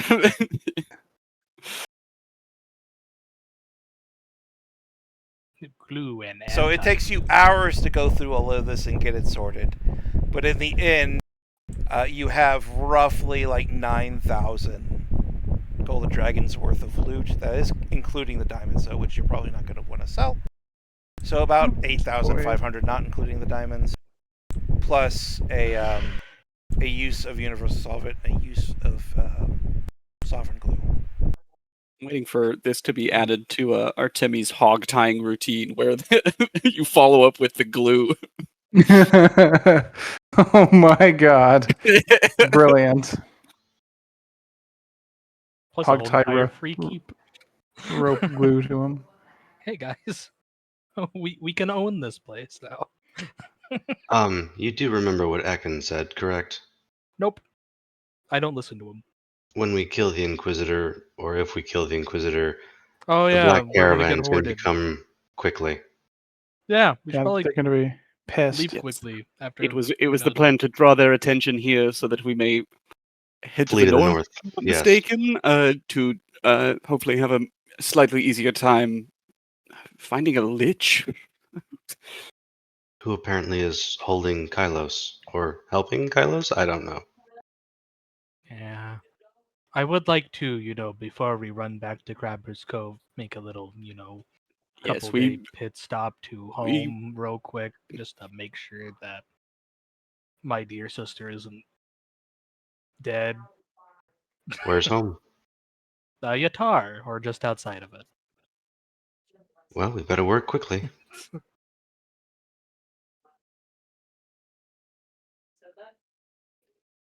All right, well, with that, I feel like that's a great place to go and just end the session for today.